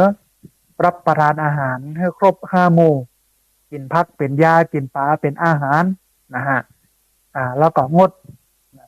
เลิกเลยเรื่องของบุหรี่เรื่องของเหล้าเครื่องดื่มแอลกอฮอล์พวกนี้นะแล้วก็ต้องใช้ยาให้มันเหมาะสมกับโรคถ้าเป็นภาษาของคนทำงานด้านนี้ก็ฮ้องว่าใช้ยาในภาวะที่มันเหมาะสมแต่ในท้ายที่สุดอาจจะเอาเทคนิคกำอูของคุณยายโจฮันนามาเป็นแรงบันดาลใจก็ได้ซึ่ง ยายโจฮันนาเนี่ยเปิ้นเป็นชาวเยอรมันอายุ98ปีเปิ้นก็บอกว่าถึงหน้าเปิ้นจะเหี่ยวหยอบแยบแต่ใจเปิ้นยังสาวเสมออายุมันเป็นเพียงตัวเลขขอให้แข็งแรงเอาไว้อายุเท่าใดก็จ้างมันอันนี้ก็เป็นวลีเด็ดของคุณย่าโจฮันนาชาวเยอรมันที่จะสร้างแรงบันดาลใจให้กับผู้คนทั้งหลายให้ลุกขึ้นมาใช้ชีวิตอย่างมีความสุขในภาวะสังคมที่มันมีปัญหาบอกว่าจะเป็นปัญหาเศรษฐกิจกันนักนะเศรษฐกิจปีนี้นี่ค่อนข้างที่จะสูงพอสมควรนะฮะแล้วก็ในส่วนที่เป็นภาวะเศรษฐกิจเงินทองแล้วก็อากาศที่มันร้อนนะที่มันร้อนไห้นะฮะที่มันเป็นโทษอย่างเงี้ยในส่วนของอากาศมันก็ทำให้เราก็อยู่ยากการเมืองตัวนะที่มันเป็นปัญหาอยู่นะฮะแล้วก็ทำหลายๆเรื่องวิกฤตสิ่งแวดล้อมวิกฤตอากาศวิกฤตนั้นวิกฤตนี้เนี่ยมันก็จะทำให้เรานั้นท้อถอยในการเป็นอยู่นะฮะแต่ว่าถ้าหากว่าเราดูแลถึงสุขภาพกายสุขภาพใจดีบ่ฮื้ออยู่ในภาวะเป็นผู้เปราะบางมันก็จะทำให้เรานั้นแข็งแรงขึ้นมันจะทำให้เรานั้นดีขึ้นนะฮะอันนี้ก็เป็นอันหนึ่งที่บอกกล่าวด้วยความห่วงใยจากรายการธรรมาภิวัตน์อันเป็นรายการวิทยุเพื่อการเผยแผ่พระพุทธศาสนาส่งเสริมการศึกษาและพัฒนาสังคมซึ่งรายการนี้รับผิดชอบโดยอาตมาภาพระสาธิตจิระปัญโยผู้อำนวยการสถาบันธรรมาภิวัตน์สถาบันเพื่อเผยแผ่พระพุทธศาสนาส่งเสริมการศึกษาและพัฒนาสังคมนะฮะขณะนี้ท่านกำลังติดตามรับฟังรายการธรรมาภิวัตน์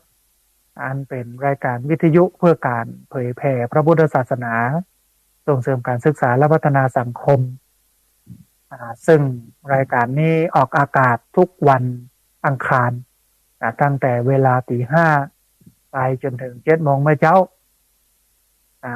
ทุกวันอังคารผ่านตามสถานีวิทยุในเครือข่ายสถานีวิทยุคลื่นสีขาวเพื่อชาวประชาซึ่งมีอยู่หลายคลื่นหลายสถานีหลายจังหวัดออกอากาศผ่านทางสถานีวิทยุวัดไฝหินแล้วก็บันทึกเทปเอาไปออกอากาศผ่านทางสถานีวิทยุเพื่อการศึกษาและพัฒนาอาชีพRadio Network FM 99.50 เมกะเฮิรตซ์ทุกวันศุกร์ตั้งแต่เวลา 8 โมงถึง 9 โมงแล้วก็ในส่วนของงาน เพจของสถาบันธรรมาภิวัตน์นะฮะซึ่งเพจของสถาบันธรรมาภิวัตน์เนี่ยท่านผู้ฟังสามารถไปติดตามรับฟังย้อนหลังไปcopyลิงก์ไปคัดลอกลิงก์ส่งแชร์เอาไปให้กับญาติธรรมทั้งหลายได้ยินได้ฟังกันได้ทันตัวนะฮะเอาละท่านผู้ฟังขณะนี้ก็ได้เวลาเปิดสายท่านผู้ฟังที่ฟังอยู่ทางบ้านได้โทรเข้ามาร่วมเอ่ยกันโทรเข้ามาร่วมแสดงความคิดความเห็นกันโทรเข้ามาเช็คสัญญาณว่าชัดบ่ชัดอย่างใดนะฮะฟังอยู่ที่ไหนสภาพอากาศเป็นอย่างไรนะฮะก็สามารถโทรเข้ามาร่วมเอ่ยกันโทรเข้ามาร่วมแสดงความคิดความเห็นกันได้ที่เบอร์064 125 4122เบอร์064 125 4122เรียนเชิญเจริญพรได้โทรเข้ามาร่วมเอ่ยกันได้โทรเข้ามาร่วมแสดงความคิดความเห็นกันพอดีมีสายเข้ามาสายหนึ่งเดี๋ยวรับสายนี้ก่อนเพิ่นจะว่าจะได้พองเจริญพรโอ้สาธุวันนี้มาเป็นสายแรกเลยเนาะโยมแม่เนาะสัญญาณเป็นได้พ่องแม่วันนี้ยินดีแต่อันผู้สูงอายุระวังจะไปได้ลุงได้เต้าบางเฮือล้มบางเฮือเต้าถ้าล้มแล้วเต้านี่มันจะแย่เลยเนาะแม่เนาะจบละมันได้ไปไหนจะได้นอนติดเตียงนะแกต้องพอกอยตัวเก่าเฮือดีบางเฮือตัวเก่าเต้าเนาะแม่เนาะจะเราระวังห้องน้ำเนี่ยรันไปเอาได้กินข้าวมันส่วนนักจะล้มในห้องน้ำเนี่ยเนาะมันมืดตัวเนาะในห้องน้ำนะ เพราะถ้าเป็นลูกหลานจะไปห้องน้ำเพื่อคนเฒ่ากับบอกคนที่จะมาเพื่อมันมืดล้ำไปเนาะแม่เนาะอ่า ต้องเอาอันหยาบๆเนาะ อ่า เพื่อป้องกันบ่ฮื้อพะเลิศเนาะแม่เนาะอืม เจ้า เอาอนุโมทนาบุญกับแม่จันเรือนสายเวียงปราการสันปะตองเชียงใหม่เนอะ เจ้า สาธุ เจ้า เจริญพรสายแรกมาจากสันปะตองแม่จันเรือนสายเวียงปราการสันปะตองเชียงใหม่มาให้ข้อมูลได้หลายอย่างก็คือหนึ่งสัญญาณชัดเจนดีฟังม่วนดีสองคนเฒ่าเนี่ยจำเป็นอยังยิ่งที่จะต้องระมัดระวังบ่ให้ล้มนะเพราะว่าถ้าคนเฒ่าล้มเนี่ยก็จะเกิดอันตรายบางครั้งบางทีถึงขั้นที่สุดเลยบ่สามารถที่จะฟื้นได้เป็นผู้ป่วยติดเตียงไปเลยอันนี้ต้องระมัดระวังกันพอดีมีสายเข้ามาแอมสายหนึ่งเดี๋ยวครับสายนี้ก่อนเพื่อนจะว่าจะได้พ่องเจริญพรเอาสาธุโยมแม่สัญญาณเป็นไดพ้องชัดเจนดีเนาะแม่ดันดอยสะเก็ตเป็นไดพ้องแม่อากาศ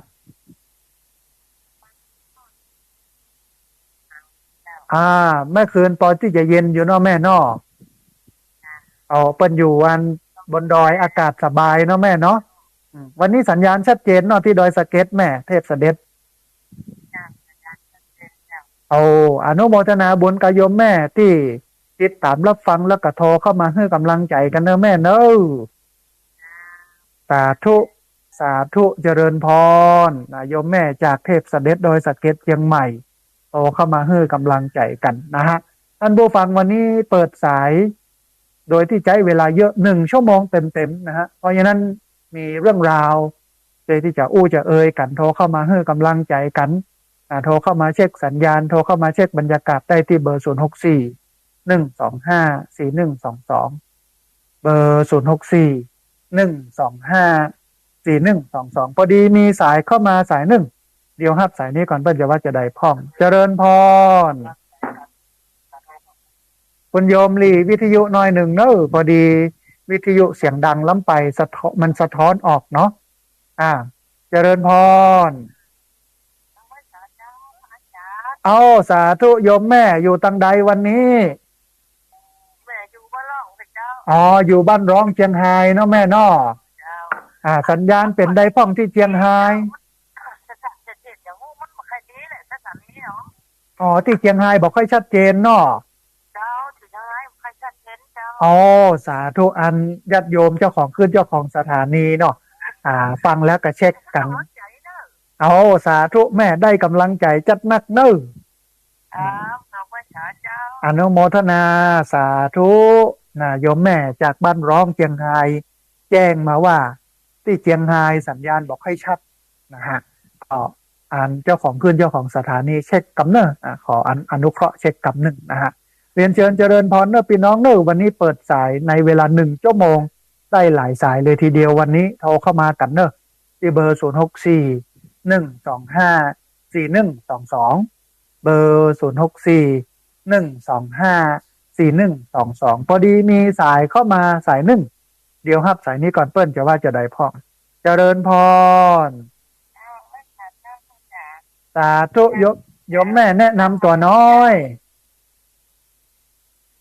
สาธุโยมแม่ชื่ออะไรยังก็สาธุโยมแม่สัญญาณชัดเจนเนาะแม่เนาะสัญญาณชัดแต่พอฟังได้เนาะสาธุนะตอนนี้ก่อนพยายามดูแลทุกเจ้าประเด็นของฝ่ายละแต่ว่าต้องพยายามทำช้าลงของบ้างต้องเรียนทุกเจ้าอันนี้เป็นเคล็ดลับก็คือทำให้ช้าลงเนาะแม่เนาะเจ้าช้าลงอย่างลงขึ้นใจเนี่ยแค่ลงได้กับลงเจ้าประเดี๋ยวนี้ต้องค่อยๆลงแล้วก็เอาขามาแล้วเอาขาข้างก็เอาวางจะเจอก็ลงทำไมเจ้าถ้าอันนี้มันจะเสนอมันสามารถที่จะป้องกันได้เบิ่งเฮาเต้าเนาะแม่เนาะเจ้าสาธุอนุโมทนาบุญกับโยมแม่เนอะสาธุโยมแม่มีเทคนิคอย่างหนึ่งในการใช้ชีวิตในภาวะสูงวัยก็คือทำทุกอย่างให้ช้าลง ทำทุกอย่างให้ช้าลงโดยเฉพาะการขึ้นลงบันไดก็บอกว่าเป็นหัวใจของผู้สูงอายุพยายามจะไปให้เต้าถ้าผู้สูงอายุเต้าหรือว่าหกล้มแล้วเนี่ยมันก็จะเป็นอันตรายสำหรับผู้สูงอายุแต่เทคนิคอันหนึ่งที่บอกให้เต้าโยมแม่ซึ่งเปิ้นฟังจากข้างมอชเนี่ยเปิ้นก็บอกว่าต้องเดินช้าๆหรือว่าทำทุกอย่างช้าๆโอ้ที่จริงมันก็เหมือนนักปฏิบัติธรรมนักปฏิบัติธรรมเนี่ยเปิ้นจะเนี่ยอย่างช้าๆเพื่อให้เกิดการเห็นอย่างชัดเจนพอดีมีสายเข้ามาแถมสายหนึ่งเดี๋ยวฮับสายนี้ก่อนเพื่อจะว่าจะได้ของเจริญพรตู้เจ้าแม่ทุกวันนี่แม่อายุถึง70แล้วนะเดี๋ยวแนะนำตัวกำก่อนโยมแม่ชื่ออันยังก็อ๋อแม่บัวอยู่นังไม่โจ้นะเจ้าสาธุทีนี้มีเทคนิคมีเคล็ดลับอันยังพ้องเล่ากันมาแม่ได้ทำงานอยู่ลูกแม่ทุกวันนี่แม่คิดผ้าได้เดือน4,000 สายที่แม่ทำนะมันเหมือนว่าไม่ออกกำลังกายก็เนี่ยอยู่เนี่ยแม่นละออกกำลังกายเลยแหละมันก็เป็นงานที่จะทำให้การเคลื่อนไหวของเขามันเกิดขึ้นตัวเนาะไหนฮะคนเดียวนะลูกแม่ก็ตายผัวแม่ก็ตายเป็นคนอยู่คนเดียวเนาะแม่เนาะยาวแล้วก็พ่อจ้างการแล้วก็ได้เงินเดือน700ก็ได้มาเนี่ยได้700เนาะบางเปาะที่พาก็ติด5,000 สายถ้าจ้างการเพื่อเกิดหาว่าแม่มีอาชีพอย่างอื่นนั้นที่เป็นเกียรอย่างเพื่อบอกแม่แล้วมาติดยายกับบอกไม่อยู่คนเดียวแสดงว่ารายได้มันกับเป็นส่วนหนึ่งที่บอกว่าเปิ้นบ่ฮื้อนะฮะอันนึงแต่ว่าเดี๋ยวถ้าเราไปลงทะเบียนผู้สูงอายุที่มีสิทธิ์จะรับ3,000เนี่ยมันก็มีความเป็นไปได้อยู่แม่มันได้มันแน่นอนลูกได้พ่อแม่นละแม่จะเป็นกระดูกทับเส้นอยู่นะแม่นละเพราะว่างานอย่างอี้มันแบบแน่บันอนมันแบบมั่นคงเนาะเจ้าแม่ก็ว่าแม่ฟังว่าอาจารย์นั่นเป็นเจ้าว่าเขาถ่ายนักผู้สูงอายุแน่เนาะต้องรับมีบ้านอยู่เป็นของตัวเองแม่ไม่ได้เจ้าเก่าไปจะหาว่าแม่มีฐานะดีว่าแม่ว่าแม่แบบแม่มูถ้าแม่ว่าโสดนะเงินทองที่แม่สะสมมาหมดไปแล้วบอกแต่ว่าฟังว่าอาจารย์นี่เข้าท่าคิดว่าทีมเป็นอย่างเนาะบ่เป็นอย่างแม่บ่เป็นอย่างเวลาแม่ไปส่งผ้ามันไก่เนาะมีมังเพอแม่จะกินรถเครื่องได้นะแล้วเขาก็รวมว่าแม่จะช่วยมันได้ผ้าโมกินรถเครื่องก็ได้กิโลแต่มันต้องพอในเชิงลึกกว่านั้นเนาะแม่เนาะเจ้าแล้วก็กินอย่างก็น้อยลงน้ำหนักแม่ก็ลดลงนะอันนี้ต้องพอกอยยิ่งช่วงนี้ช่วงหน้าร้อนกินอะไรอย่างบะลำน้ำเนาะแม่เนาะกินอะไรอย่างเป็นร้อนอาจารย์แม่ต้องเปิดพัดลมอย่างนั้นมันนักเกเลยต้องระวังเรื่องพวกนี้เพราะว่าต้องผ่อนคลายความร้อนบ่ให้มันร้อนเกินแม่นะอนุโมทนาอนุโมทนาบุญกับโยมแม่ที่ติดตามรับฟังแล้วก็โทรเข้ามาให้กำลังใจกันเนอะแม่เนอะแม่ให้กำลังใจจ้าไม่สายเลยจ้าสาธุแม่เจริญพรสาธุโยมแม่โทรเข้ามาก็เป็นเรื่องราวที่ดีมากนะฮะถึงเรื่องของการใช้ชีวิตในภาวะผู้สูงวัยแล้วก็บางครั้งบางทีเราจำเป็นต้องเสาะหาเพื่อให้มันมีกินมีใจแล้วก็บางครั้งบางทีเขาก็มองว่าเป็นคนมีตังค์ก็เลยบอกให้สิทธิ์โน้นนี่นั่นแต่มันต้องเอาค่ามาตรฐานของจปทมาวัดว่าได้ประมาณตัวอี้เนี่ยเป็นยาได้พ่องอย่างมานักล้ำไปบ่ปอแต่ต้องเอามาเพิ่มเติมถ้าอันนี้ก็จะอยู่ลำบากพอสมควรอันนี้ก็เป็นอันหนึ่งที่ผู้ที่เกี่ยวข้องทั้งหลายทั้งปวงคนจะต้องเข้าไปดูในประเด็นนี้ตัวนะฮะพอดีมีสายเข้ามาเดินสายหนึ่งเดี๋ยวฮับสายนี้ก่อนเพื่อจะว่าจะได้พ่องเจริญพรกราบไว้สาเจ้าค่ะสาธุโยมแม่แนะนำตัวน้อยเจ้ามริวันโทจากลีเจ้าสาธุแม่วันนี้เป็นสัญญาณเป็นได้พ่องวันนี้สัญญาณชัดเจนดีเจ้าโอ้สาธุอนุโมทนาบุญกับโยมแม่ที่ติดตามรับฟังแล้วก็โทรเข้ามาให้กำลังใจกันเนอะแม่เนอะฟังคลื่น108.75วิทยุชุมชนคนเมืองลี้เจ้าโอ้อนุโมทนาบุญกับพี่น้องที่ติดตามรับฟังเนาะแม่เนาะสาธุเจริญพรวิทยุชุมชนคนเมืองลี้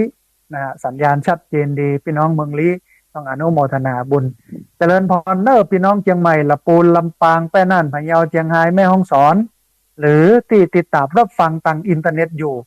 เจริญพรโทรเข้ามาร่วมบูร่วมเอ่ยกันโทรเข้ามาร่วมแสดงคำคิดความเห็นกันวันนี้เปิดสายให้1 ชั่วโมงปกติ40 นาทีนะ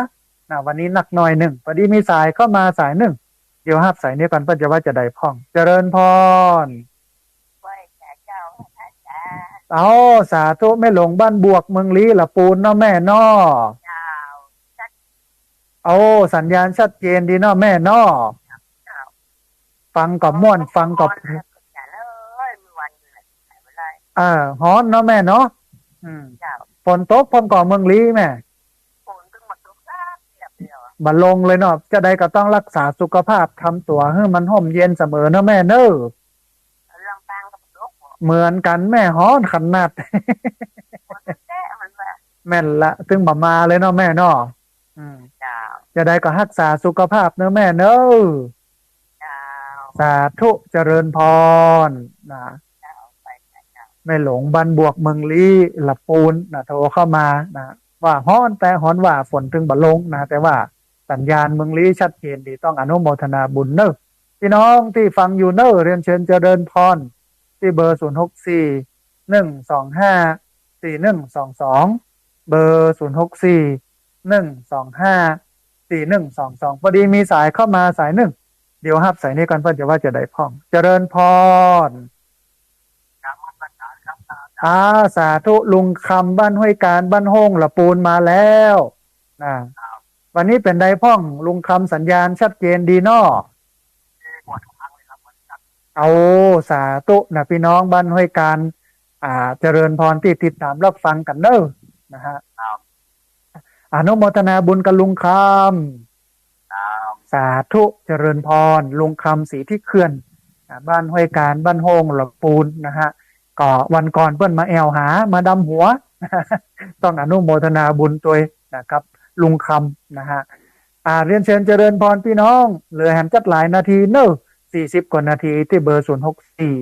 125 4122เบอร์064 125 4122พอดีมีสายเข้ามาสายหนึ่งเดี๋ยวฮับสายนี้ก่อนเพื่อนจะว่าจะได้พ่องเจริญพรสาธุอันคุณโยมแนะนำตัวน้อยอาสาป้องกันภัยโดยหล่อครับ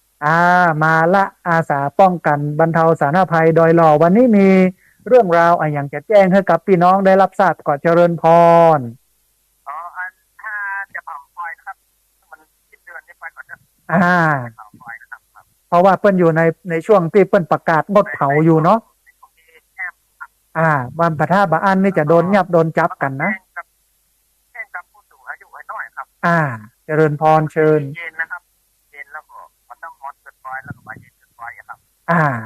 ตึงสุขภาพกายสุขภาพใจตัวเนาะต้องรักษาบ่ให้มันร้อนมันเย็นล้ำไปปฏิพันธ์วัดประธามได้สักทีครับยิ่งดีเลยเอาวัดมาน้ำเย็นๆโอ้สาธุต้องอนุโมทนาบุญกับคุณโยมเนอะครับผมสาธุเจริญพรสาธุต้องอนุโมทนาบุญขอบคุณอาสาป้องกันและบรรเทาสาธารณภัยอำเภอดอยหล่อที่มาแจ้งให้กับหมู่เฮาได้รับทราบ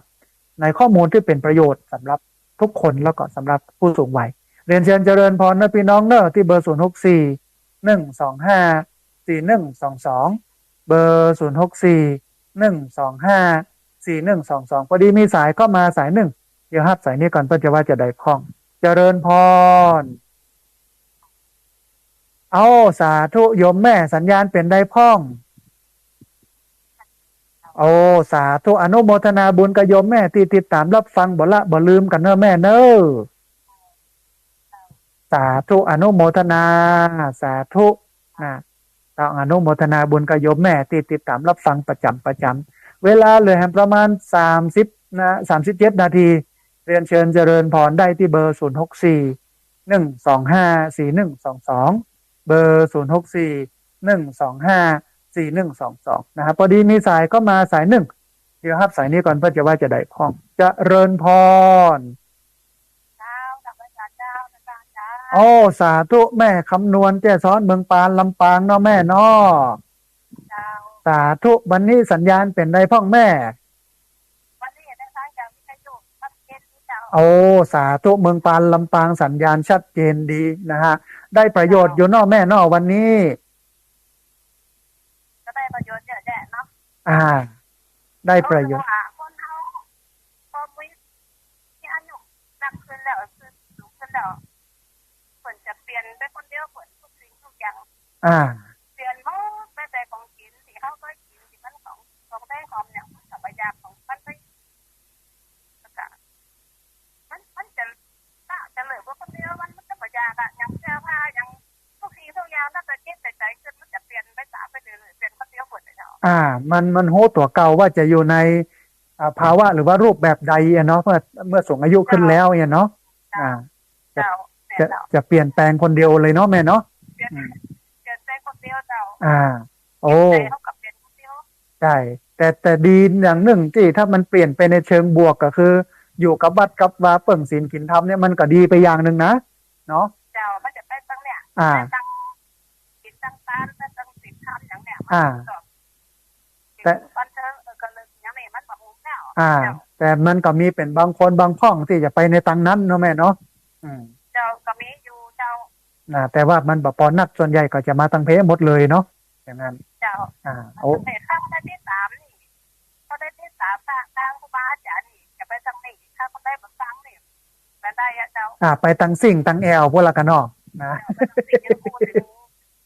สิ่งตั้งแอลซึ่งเสน่ห์ผลอย่างจัดงานหลังจากมานี่อย่างวันสูงอายุและจำหัวคนสูงอายุเนี่ยแต่ก็ไปฟังเปิดกาโยมลูกไปพบคนเฒ่าทับกิจกรรมอันนั้นนั่นนี่นึงแล้วก็ยันตัวเก็บเงินละเดี๋ยวเราซื้อเบียร์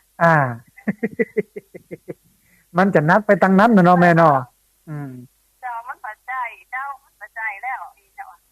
อายุนักแล้วก็ต้องอยู่กับศีลกินกับธรรมเนาะแม่เนาะมันเปิงเนาะ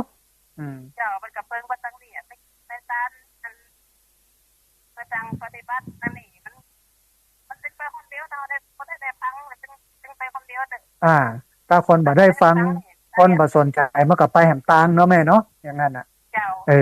เพราะฉะนั้นก็ต้องจวนกันมาตั้งเพแต่ว่ามันยากนะตางไปวัดมันมองตางไปหนองมันเลี่ยมนะเนาะ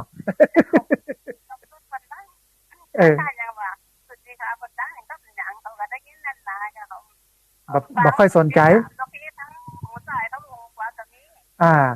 แต่ก็บ่เป็นหยังมันก็มองอย่างอี้ว่าเป็นกรรมไผเว้นมันเนาะแม่เนาะแต่ว่ามันเป็นธรรมดาเนาะแม่นละกรรมไผเว้นมันใช่เอาก็อยู่อย่างเงี้ยไปแต่ถ้าเปิ้นปรับตัวมาได้มันก็เป็นบุญของเปิ้นเนาะถ้าเปิ้นปรับมาได้ก็เป็นหยังกรรมไผเว้นมันแม่นถ้าเกิดได้อย่างนี้ก็จะสบายใจเนาะอย่างนั้นน่ะสาธุอนุโมทนาบุญกับโยมแม่เนอะสาธุเจริญพรก่อนที่จะรับสายท่านผู้ฟังมีข่าวมาใหม่ตอนนี้กำลังดูใน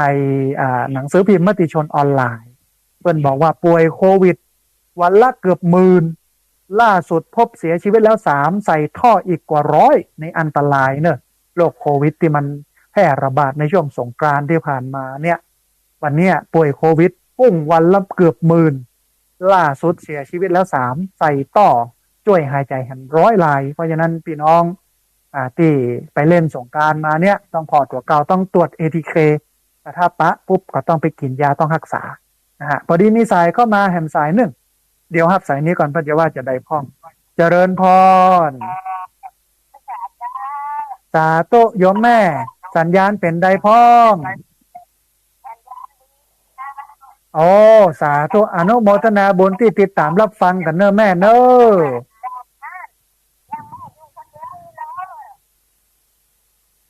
เจริญพรอย่างเงี้ยอย่างใดอีเนาะก็เดี๋ยวถ้าเราป่วยขึ้นมาเข้ามาแล้วก็เดี๋ยวทางรัฐบาลเมื่อก็จะส่งคนไปพอโดยเฉพาะ CG เป็นภาวะติดเตียงกาเพิ่นก็จะมีคนพอกอยอย่างนั้นแม่แต่ว่า เขาก็จะต้องรักษาสุขภาพให้มันดีให้แข็งแรงอยู่ได้ไปเมินๆกินตาลอย่างนี้ก็อยู่ได้แหมเมินโยมแม่เนาะอืมเออสาธุอนุโมทนาบุญนะแม่เนอะสาธุแม่เจริญพรสาธุแม่สาธุเจริญพร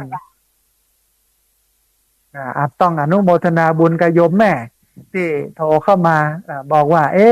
ถ้าเท่ามาแล้วนี่จะยากอย่างได้ตอนนี้ยังไหวอยู่นะเดี๋ยวแหมน้อยหนึ่งบ่ไหวเนี่ยใดอาตมาภาพก็บอกว่าโอ้บ่เป็นอย่างแม่เดี๋ยวจะมีรัฐบาลโดยเฉพาะCG จะไปพอไปกอยแม่ที่บ้านนะฮะพอดีมีสายเข้ามาแถมสายหนึ่งเดี๋ยวรับสายนี้ก่อนเพื่อนจะว่าจะได้พ้องเจริญพรสาธุ โยมแม่แนะนำตัวน้อยเอาสาธุพี่น้องขวางเปาจอมตองเนาะสัญญาณชัดเจนดีเนาะแม่เนาะโอ้สาธุสาธุแม่อนุโมทนาสาธุนะพี่น้องจอมตองควงเปาโทรเข้ามาต้องอนุโมทนาบุญตัวเนอะเรียนเชิญเจริญพรท่านผู้ฟังเวลาเลยแหมประมาณ30 นาทีโอ้30 นาทีนี้ได้แหมหลายสายเนอะโทรเข้ามาที่เบอร์0641254122เบอร์0641254122ขณะที่รอสายจากบรรดาท่านผู้ฟังที่ฟังอยู่ทางบ้านจะโทรเข้ามาร่วมเอ่ยกันจะโทรเข้ามาร่วมแสดงกับความเห็นกันก็เอาข่าวมาให้อนุโมทนาบุญกันแหมรอบหนึ่งก็คือการสร้างห้องน้ำหรือว่าห้องสุขาถวายไว้ในพระพุทธศาสนาซึ่งที่ผ่านมานี่ก็เชิญชวนท่านผู้ฟังได้ร่วมทำบุญนะฮะมาตลอดนะฮะตอนนี้ก็ได้ประมาณอยู่80,000 กว่าบาทเดี๋ยวถ้าได้ประมาณ150,000 หรือ 200,000เนี่ยก็จะเริ่มทำโครงสร้างแต่คงต้องใช้เวลาเมินอยู่แล้วก็ก้อยไปนะฮะห้องน้ำที่จะสร้างเนี่ยมันเป็นการสร้างต่อมาจากอาคารเดิมซึ่งจะสร้างอยู่จำนวน5 ห้องอาคารเดิมเนี่ยมันก็ยาวอยู่ประมาณ4 เมตรนะจะใช้ความกว้างก็2 เมตรห้องหนึ่งก็จะกว้าง2 เมตรยาว4 เมตรมีชักโครกมีอ่างล้างหน้ามีตีอาบน้ำมีโซนเปียกโซนแห้งอะไรอย่างต่างๆเนี่ยนะฮะก็จะสร้างราคาห้องละ 68,000 บาทรวมค่าก่อสร้างทั้งสิ้นก็จำนวน341,981 บาท 40 สตางค์ท่านผู้ฟังที่ฟังอยู่ก็สามารถร่วมกันสร้างได้ตามกำลังศรัทธานะฮะท่านผู้ฟังท่านใดอยากจะร่วมทำบุญโดยที่จะมาด้วยตัวเองก็โทรได้ที่เบอร์นี้ก็คือเบอร์0641254122แล้วก็ท่านใดที่จะร่วมทำบุญโดยที่บ่มีเวลาได้มาเนี่ยก็สามารถได้ร่วมทำบุญกันได้ที่บัญชีเงินฝากของที่พักสงฆ์สถาบันธรรมาภิวัตรธนาคารกรุงไทยสาขาประตูชัยหมายเลขบัญชี5360755318พอดีมีสายเข้ามาสายหนึ่งเดี๋ยวรับสายนี้ก่อนเพื่อจะว่าจะได้พ้องเจริญพรเจ้าพระเจ้าพระอาจารย์อ๋อสาธุแม่ลี่นอสัญญาณเป็นได้พ้องแม่วันนี้ชัดเจนเจ้าพระอาจารย์สาธุเนื้อหาสาระกับพอใจได้อยู่เนาะแม่เนาะแล้วก็อาจารย์เรื่องว่าอาจารย์มาวันนี้โตแน่ปานนี้ได้ประโยชน์หลายอย่างนะเจ้าได้ประโยชน์หลายอย่างเลยเนาะแม่เนาะผู้สูงอายุน้อยแม่ก็สูงอายุนั่นนี่เจ้าต้องระวังเนาะแม่นละโดยเฉพาะบ่ฮื้อเต้าเนาะแม่เนาะเจ้าบัดดาได้เป็นวันที่ว่าเป็นลูกมันมาหาแม่นมันเป็นระบบเกิดแก่เจ็บตายเป็นเรื่องธรรมดาเนาะแต่ว่าถ้าเราดูแลตัวเองก็ดีเนี่ยมันก็จะอยู่ได้อย่างสบายเนาะแม่เนาะได้ประโยชน์ได้อันนี้หลายอย่างเนอะพระอาจารย์มาอุ้มมาเต้นมาสอนนะสาธุ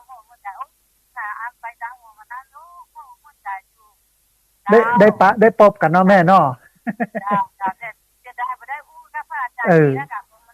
แม่นละมันวุ่นวายหน่อยหนึ่งเนาะสาธุอนุโมทนาเนอะเจริญพรสาธุแม่ลิบ้านโฮงละปูนโทรเข้ามาให้กำลังใจกันแล้วก็ บอกว่าฟังแล้วได้ประโยชน์ดีนะฮะโดยเฉพาะการที่เบอร์ฮื้อเต้านะฮะเรียนเชิญเจริญพรเนอะท่านผู้ฟังเนอะสัก7 นาทีนะที่เบอร์0641254122สัก7 นาทีนี้ได้หลายสายนะวันนี้เปิดโอกาสให้ท่านผู้ฟังที่ฟังอยู่ทางบ้านได้โทรเข้ามาร่วมมือร่วมเอ่ยกันได้โทรเข้ามาร่วมแสดงความคิดเห็นกันเยอะนะฮะในเวลา1 ชั่วโมงตอนนี้เหลือประมาณ27 นาทีพอดีมีสายเข้ามาแถมสายหนึ่ง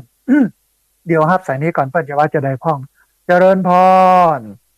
จ้ามาสการจ้าแม่บ้าค่ะ เอาสาธุแม่บัวไข่วันนี้สัญญาณเป็นไดพ้อง จัดเย็นดีเจ้า เอาอนุโมทนาบุญที่ติดตามรับฟังบ่ละกันบ่ลืมกันเนอะแม่บัวไข่เนอะ เจ้าแม่ฟังทุกวันนะคะเนาะในไปวัดเนอะ เอาสาธุอนุโมทนาบุญกับโยมแม่เนอะ เจ้า สาธุเจริญพรเจริญพรนะแม่บัวไข่โตเข้ามาให้กำลังใจกันแล้วก็บอกว่าเดี๋ยวจะไปวัดแล้วเนอะนี่นะต้องอนุโมทนาบุญกับญาติโยมที่บ่ละวัดละวาห่มกินห่มตานเนาะนะฮะเอาเนอะพี่น้องเนอะเวลาเหลือแหมนักนะตาวก่อนนาทีนะที่เบอร์0641254122เบอร์0641254122เจริญพรโทรเข้ามาร่วมร่วมเอ่ยกันโทรเข้ามาให้กำลังใจกันโทรเข้ามาเช็คสัญญาณแล้วก็โทรเข้ามาแจ้งสภาพอากาศหน่อยหนึ่งว่าหมอกควันไฟป่าเป็นได้พ้องอากาศร้อนก็บ่ร้อนอย่างใดหรือเรื่องอื่นๆที่จะสอบถามกันเอ่ยกันก็ได้ ที่เบอร์0641254122 ขออภัยท่านผู้ฟังที่เบอร์0641254122นะฮะวันนี้ได้เอ่ยกันถึงเรื่องภาวะความเป็นผู้เปราะบางผู้สูงอายุนะฮะซึ่งสิ่งเหล่านี้มันสามารถป้องกันได้โดยใช้เทคนิคเรื่องของการกินการอยู่การออกกำลังกายการงดเหล้าตัวเองนะฮะเพื่อให้สุขภาพพอดีจะได้อยู่ไปเมินๆนะทำบุญได้สร้างปรมีนะไปเมินๆพอดีมีสายเข้ามาแถมสายหนึ่งเดี๋ยวครับสายนี้ก่อนเพื่อจะว่าจะได้พ่องเจริญพร เจ้ากาบ้าจางเจ้าฟังอยู่เด้อ สาธุโยมแม่แนะนำตัวน้อย อ๋อแม่จะบ้านหัวเจ้าสวัสดีเจ้า โอ้สาธุพี่น้องตกหัวจ้างเนาะแม่เนอ เจ้าวันเดียวก็แม่บัวไข่เจ้า สัญญาณเป็นไดพ้องแม่ มีประโยชน์ดีมาก สัญญาณชัดเจนก็แม่วันนี้ เจ้า โอ้อนุโมทนาบุญกับโยมแม่ที่ติดตามรับฟังแล้วก็โทรเข้ามาให้กำลังใจกันเนอะ เจ้า สาธุสาธุ กำลังใจนะเจ้าเนอะ สาธุเจริญพรสาธุโยมแม่บ้านโต้งหัวจ้างอยู่บ้านเดียวกันกับแม่บัวไขนะฮะโทรเข้ามาให้กำลังใจกันต้องอนุโมทนาบุญกับพี่น้องลำปางนะฮะพี่น้องเชียงรายก็มาแล้วพี่น้องลำปางก็มาแล้วพี่น้องเชียงใหม่ก็มาแล้วพี่น้องแป้พี่น้องน่านพี่น้องอื่นๆเนอะหรือที่ได้จังหวัดที่โทรเข้ามาแล้วก็โทรเข้ามาแถมเพราะว่าเวลาเหลือเยอะที่เบอร์0641254122แล้วก็ท่านใดที่จะมาร่วมทำบุญสร้างห้องน้ำก็โทรเข้ามาได้ที่เบอร์นี้ก็คือเบอร์0641254122นะครับพอดีมีสายเข้ามาสายหนึ่งเดี๋ยวครับสายนี้ก่อนเปิ้ลจะว่าจะได้พ้องเจริญพร เจ้า สาธุโยมแม่แนะนำตัวน้อย บ้านแค่ดอนตันเลย โอ้สาธุพี่น้องลำปางเนาะแม่เนาะ เจ้าเจ้า สัญญา สัญญาณของเจ้า เอาสัญญาณเป็นได้พ้องแม่วันนี้ชัดเจนดีก่อ เจ้าแค่เป็นเจ้า โอ้อนุโมทนาบุญกับโยมแม่ที่ติดตามรับฟังแล้วก็โทรเข้ามาให้กำลังใจกันเนอะ เจ้าเป็นแค่ประตูเจ้า พอดีคนเปิ้นฟังกันหลายก็เลยโทรบอกให้ติด แต่ว่าตอนนี้ติดแล้วได้เอ่ยกันแล้วเนาะแม่เนาะ เจ้าเจ้า เอา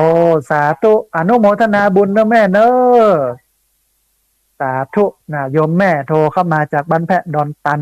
โทรเข้ามาให้กำลังใจกัน แล้วบอกว่าฟังอยู่แล้วก็บอกว่าปกติถ้าโทรคนเดียวเนี่ยโทรบ่ติดต้องขออภัยจริงๆเพราะว่าคนฟังนักแล้วเป็นโทรกันเข้ามากันนำซัมเมอร์เซล หลายสายก็เลยเวลาโทรถ้าโทรทีหลังเนี่ยมันก็เลยกลายเป็นว่าบัติดหรือว่าสายก็ว่างเนี่ยนะแต่ว่าตอนนี้เนี่ยว่างอยู่ละนะโทรเข้ามาได้เลยที่เบอร์0641254122เบอร์0641254122 4122พอดีมีสายเข้ามาสายหนึ่งเดี๋ยวครับสายนี้ก่อนเปิ้นจะว่าจะได้พ่องเจริญพรเจริญพรนมัสการจ้าพระอาจารย์สาธุคุณโยม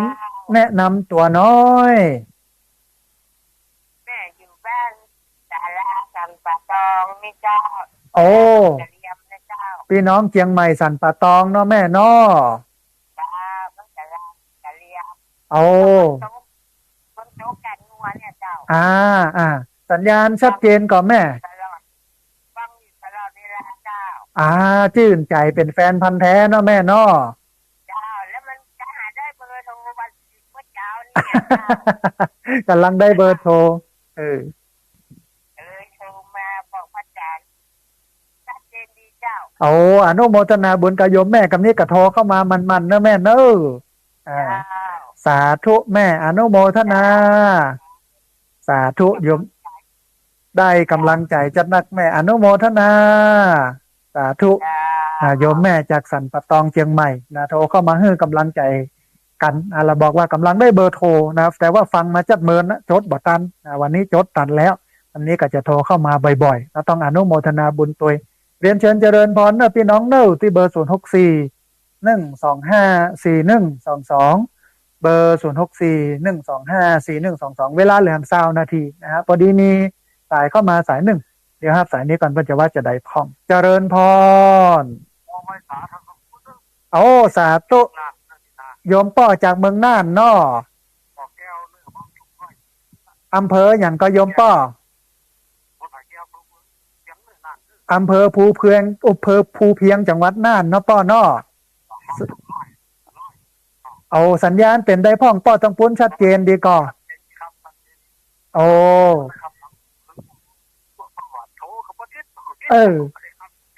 เพราะว่าเปิ้นโทรกันหลายเนาะป้อเนาะ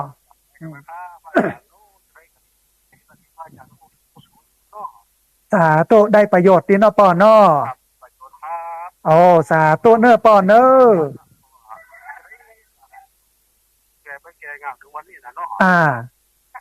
มันอากาศก็ร้อนก็บ่เข้าทุกคนว่าจะได้ต้องใจเย็นโดยเฉพาะหน้าร้อนอย่างอีนะป้อเนาะ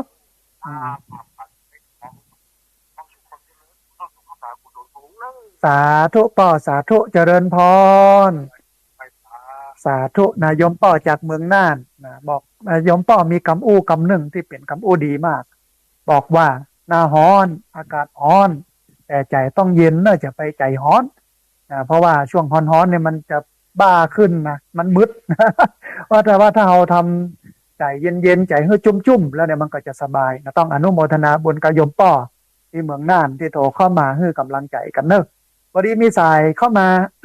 แอมสายหนึ่งเดี๋ยวครับสายนี้ก่อนเพื่อนจะว่าจะได้พ่องเจริญพรสาธุอนุโมทนากับโยมแม่ที่ติดตามรับฟังแล้วโทรเข้ามาให้กำลังใจกันเนอะเดี๋ยวแม่เขียนแก้วหนองยางจำได้แม่จำได้ วันนี้ปิดแล้วเนาะแม่เนาะ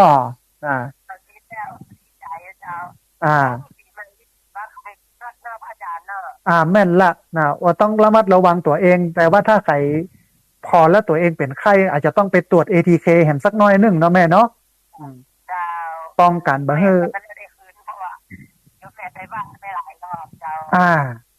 ต้องป้องกันโอ้อนุโมทนาแสดงว่าสบายใจได้ละโยมแม่เนี่ยนะต้องพักผ่อนสักหน่อยแม่เดี๋ยวก็ดีขึ้นเนาะสาธุเนอะแม่เนอะสาธุเดี๋ยวถ้าอันอยากให้โทรมาอู้มาเอ่ยก็รอนอกรายการก็ได้แม่มีเวลาจะได้อู้กันเนาะสาธุได้กำลังใจจัดนักแม่อนุโมทนาสาธุนะฮะโยมแม่เทียนแก้วหนองยางฟังประจำแต่โทรบ่ค่อยติดนะฮะเวลาเหลือประมาณ17นาที17นาทีนี่ได้หลายสายเลยทีเดียวนะฮะเรียนเชิญเจริญพรท่านผู้ฟังที่เบอร์0641254122เบอร์0641254122พอดีมีสายเข้ามาสายหนึ่งเดี๋ยวครับสายนี้ก่อนเพื่อนจะว่าจะได้พร้อมเจริญพร ารสวัสดีปีใหม่เมืองครับ สาธุโยมป้อแนะนำตัวน้อยป้อ ผมแฟนพันธุ์แท้ครับ อ่า จำได้ละจำได้ละสาธุอนุโมทนาบุญที่ติดตามรับฟังแล้วบละบ่ลืมกันเนอะป้อเนอะ ตลอดเลยครับท่านเทศมากครับก็ ได้ประโยชน์ดีเนาะป้อเนาะ ผู้ได้ประโยชน์หลายอย่างครับ อ่าอ่าจังใดก็จะไปละไปลืมกันเนอะป้อเนอะ ปีใหม่นี้ขอให้มีสุขภาพแข็งแรงร่ำรวยนะครับ สาธุป้ออนุโมทนาบุญเนอะ ครับ สาธุเจริญ เอาไว้ตั้งใจนะครับ สาธุได้กำลังใจจะนักอนุโมทนา ครับนมัสการครับ สาธุนายโยมป้อโทรเข้ามาให้กำลังใจฟังประจำนะฮะเมื่อนานเพิ่นก็โทรเข้ามาให้กำลังใจเตือนหนึ่งอันนี้เป็นแฟนพันธ์แท้หลายคนนะที่ฟังตลอดทุกวันอังคารถ้าบ่ได้ฟังหลายๆคนก็บอกว่ากินข้าวบ่ลำนะพระอาจารย์นอนบ่หลับนะ เรียนเชิญเจริญพรนะท่านผู้ฟังเนอะที่เบอร์0641254122เบอร์0641254122พอดีมีสายเข้ามาสายหนึ่งเดี๋ยวครับสายนี้ก่อนพระเจ้าว่าจะได้พร้อมเจริญพรเจริญพรโยมแม่ จะไปสากับพระอาจารย์เจ้า โอ้สาธุเจริญพรอ่า จำเสียงแม่ได้ก็เจ้า จำได้เสียงยังอี้บ่มีไผเหมือน อันโยมแม่สัญญาณเป็นได้พ่องวันนี้ จัดเกณฑ์เจ้า โอ้ ตั้งใจที่ท่านพระอาจารย์แน่ สาธุโยมแม่ได้กำลังใจจัดนักโยมแม่ สุขภาพแข็งแรง อ่า สุขภาพยาวในร้อยเท้าของเข้าอาจารย์ เอาสาธุอันปอน ได้เงินนะที่เขาไม่ได้เขานะมาเงินไหลมาที่มานะ สาธุแม่ปอนนี้ที่ได้รับก็ย้อนไปหาโยมแม่และกับท่านผู้ฟังทุกคนเนอะ เจ้า สาธุแม่อนุโมทนา สาธุ ใจเยอะๆเลย ได้ สาธุจ้า ได้กำลังใจจัดนักเจริญพร สาธุนะโยมแม่โทรเข้ามาให้กำลังใจกันนะฟังประจำนะโยมแม่ฟังประจำแล้วโทรเข้ามาตลอดนะต้องอนุโมทนาบุญตัวยเวลาเหลือแฮมเนอร์ท่านผู้ฟังประมาณ17 นาทีนะ10ก่อนนาทีนะ15 นาที ได้ที่เบอร์0641254122เบอร์0641254122เดี๋ยวฮับเบอร์นี้ก่อนต้นจะว่าจะได้พ่องเจริญพร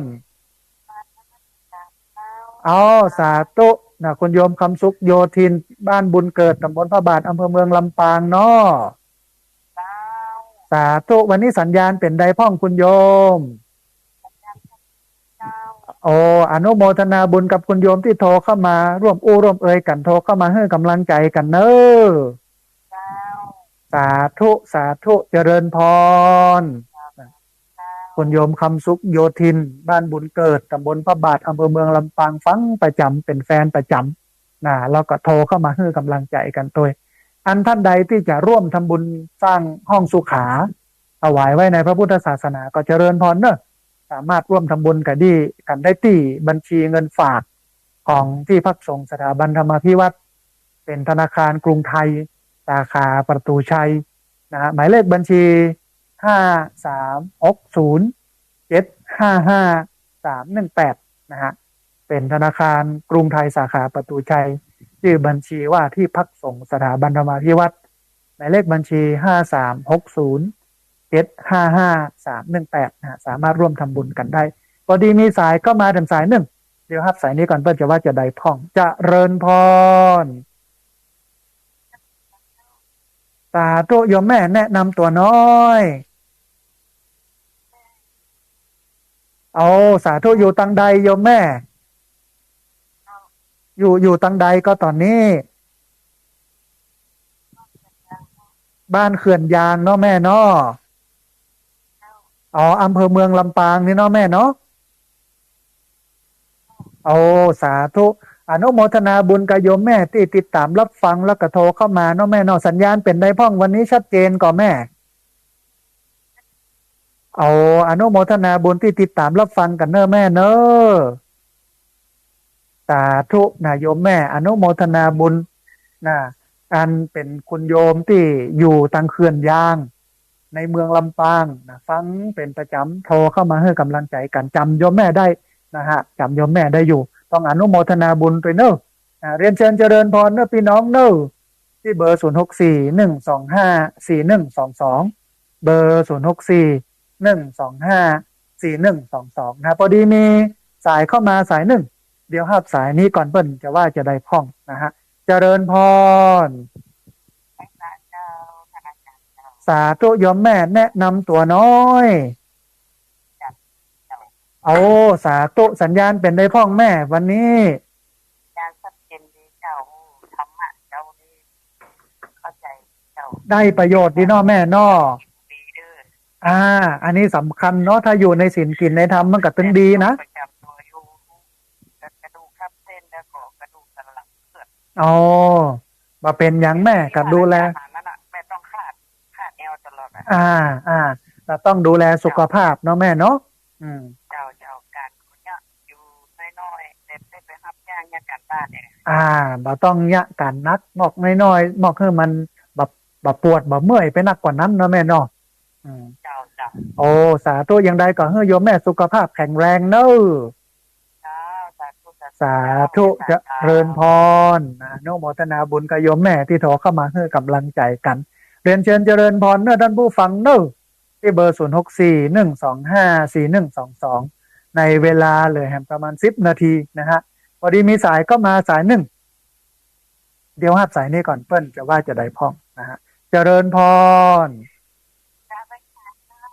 สาธุโยมแม่แนะนำตัวน้อยเอาพี่น้องดอยรอสัญญาณชัดเจนอยู่แล้วนะชัดเจนแต่ว่าก็แปดก็อาทิตย์2-3 วันนะจ๊ะอ๋อที่ผ่านมาเปิ้ลก็บอกค่อยอันออกแสดงว่าเปิ้ลซ่อมแม่เจ้าแต่ว่าตอนนี้ชัดเจนแล้วเนาะแม่เนาะซ่อมมันค่ะเจ้าสาธุจะไปละไปลืมกันเนอะแม่เนอะเอาสาธุแม่อนุโมทนาสาธุสาธุนะโยมแม่ต้องอนุโมทนาบุญที่โทรเข้ามาให้กำลังใจกันบ่ละบ่ลืมกันเนอะเรียนเชิญเจริญพรท่านผู้ฟังเวลาเลยประมาณ10 นาที9 นาทีได้ที่เบอร์0641254122เบอร์0641254122พอดีมีสายเข้ามาสายหนึ่งเดี๋ยวรับสายนี้ก่อนเพื่อจะว่าจะได้พ้องเจริญพรสาธุเจริญพรคุณโยมแนะนำตัวน้อยโยมป้อสุชีพแม่เมาะลำปางนะป้อน้อวันนี้สัญญาณเป็นได้พ้องป้อสาธุสัญญาณเป็นได้พ้องป้อชัดเจนดีกว่าวันนี้อนุโมทนาบุญกับโยมป้อสุชีพกับแม่สำเภาวันที่1 กรกฎาคมพฤษภาคมเปิดโรงเรียนป้อเนอะได้มาปะกันเนอะสาธุเจริญพรโยมป้อสุชีพนะฮะ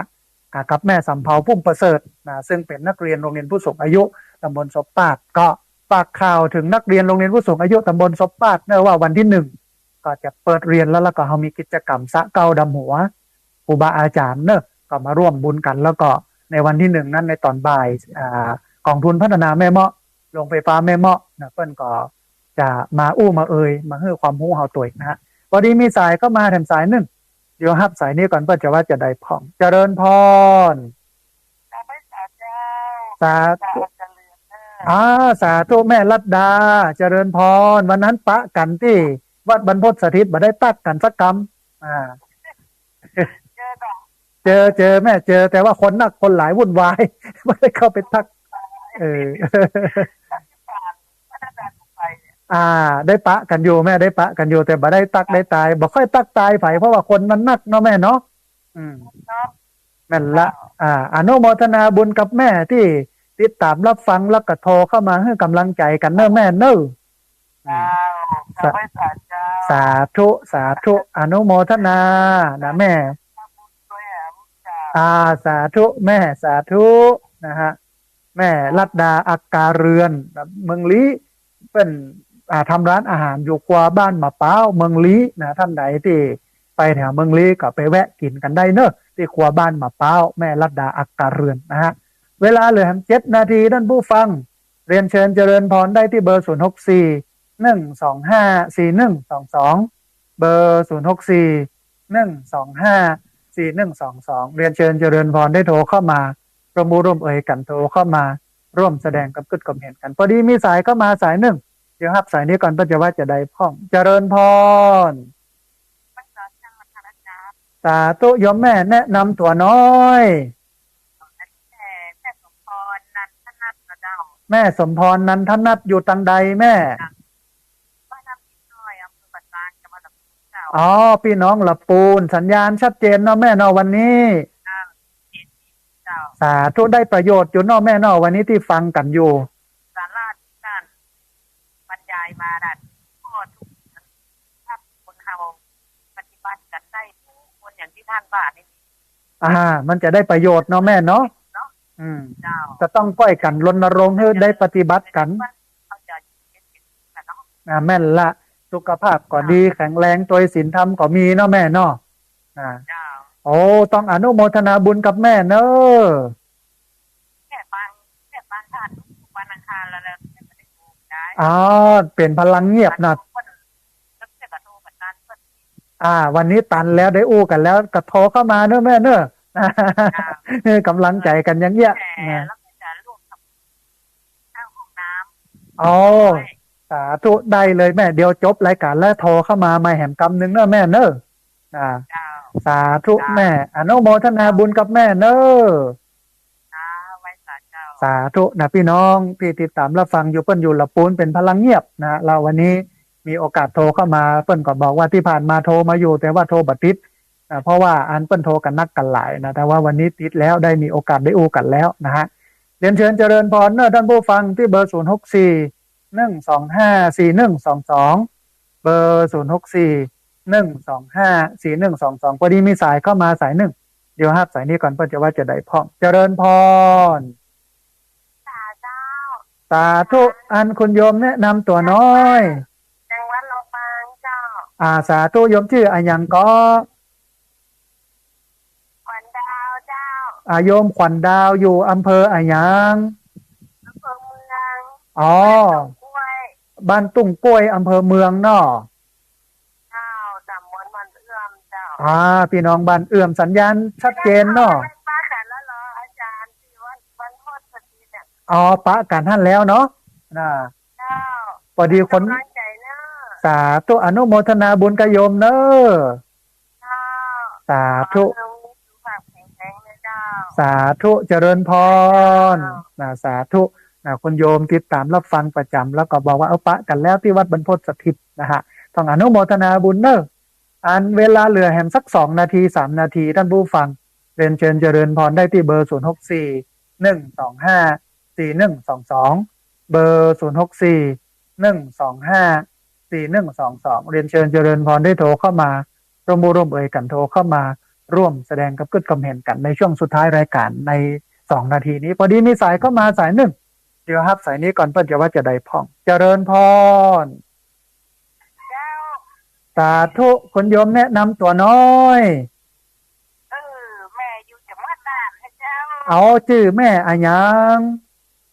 แม่สีจันเจ้าแม่สีจันอยู่อำเภออย่างแม่อยู่บ้านถุงสองอำเภอเมียงจังหวัดน่านเจ้าสาธุพี่น้องเมืองน่านสัญญาณวันนี้เป็นใดพ่อแม่ชัดเจนดีกอเจ้าชัดเจนดีเจ้าอนุโมทนาบุญกับโยมแม่ที่ติดตามรับฟังแล้วก็โทรเข้ามาให้กำลังใจกันเนอะเจ้าแม่โทรครั้งแรกเจ้ากำนี้โทรเข้ามาบ่อยๆนะแม่เนอะเจ้าสาธุแม่สาธุอนุโมทนาเจ้าสาธุเจ้าสาธุพี่น้องเมืองน่านต้องอนุโมทนาบุญตัวที่ติดตามรับฟังกันแล้วก็โทรเข้ามาให้กำลังใจกันเนอะทุกเสียงทุกสายนะฮะอันเวลาเหลือแหมประมาณ2 นาทีท่านผู้ฟังได้แหม2-3 สายที่เบอร์0641254122พอดีมีสายเข้ามาสายหนึ่งเดี๋ยวฮับสายนี้ก่อนจะว่าจะได้พ้องเจริญพรเจ้าไว้สาเจ้าท่านแกว่าเป้าชัดเจนเนอะเจ้า เอาสาธุอนุโมทนาบุญกับโยมแม่ที่โตเข้ามาเนอะ กำลังใจล้วนๆนะคะเนี่ยยังได้อยู่กับลูกกับหลานของเขาจังแน่ค่ะเนาะอันนี้เป็นเทคนิคสำคัญแห่งยันหนึ่ง คุณภาพของแฟนหน่อยค่ะเนาะ แม่นละต้องพอตัวเองให้มันรอบด้านเนาะแม่เนาะต้องอ่าน เข้ามาเมื่อไหร่ก็มาเมื่อไหร่ก็ขอตังค์แม่ฉันนี่แก่เลยเนาะ แม่นละอันหลายคนก็บอกว่าปีใหม่นี่ลูกบ่ต้องมาเนอะขี้ค้านจ่ายสตังค์การรถ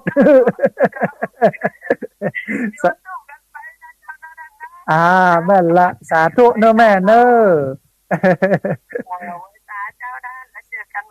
สาธุนะแม่สีดาเวียงป่าเป้าเจียงไฮ้เป็นนักบุญแท้ๆนะแม่สีดานี่นะมีงานติดไหนเปิ้นไปที่หั่นไปกินไปตานต้องอนุโมทนาบุญกับโยมแม่สีดาเวียงป่าเป้าเจียงไฮ้ตัวเนอะแหม1 นาทีได้แหมสาย1ท่านผู้ฟังเรียนเชิญเจริญพรได้ที่เบอร์064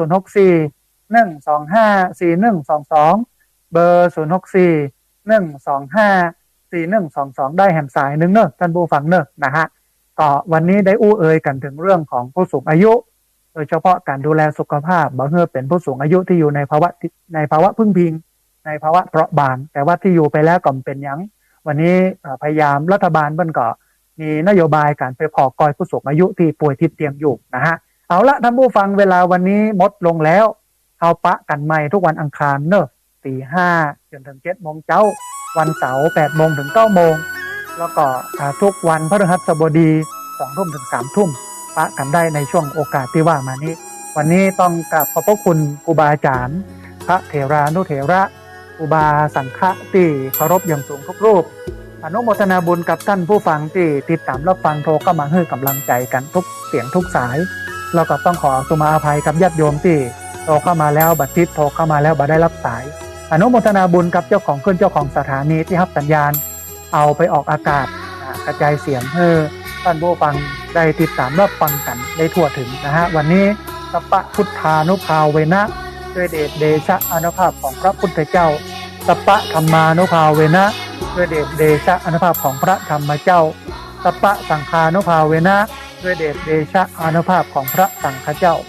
ศรัทธาสุธีพระวันตุเตขอความสุขความเจริญในธรรมจงบังเกิดมีแด่บรรดาศรัทธาสาธุชนทุกคนทุกท่านตลอดกาลเป็นนิจเทินจะเริญพร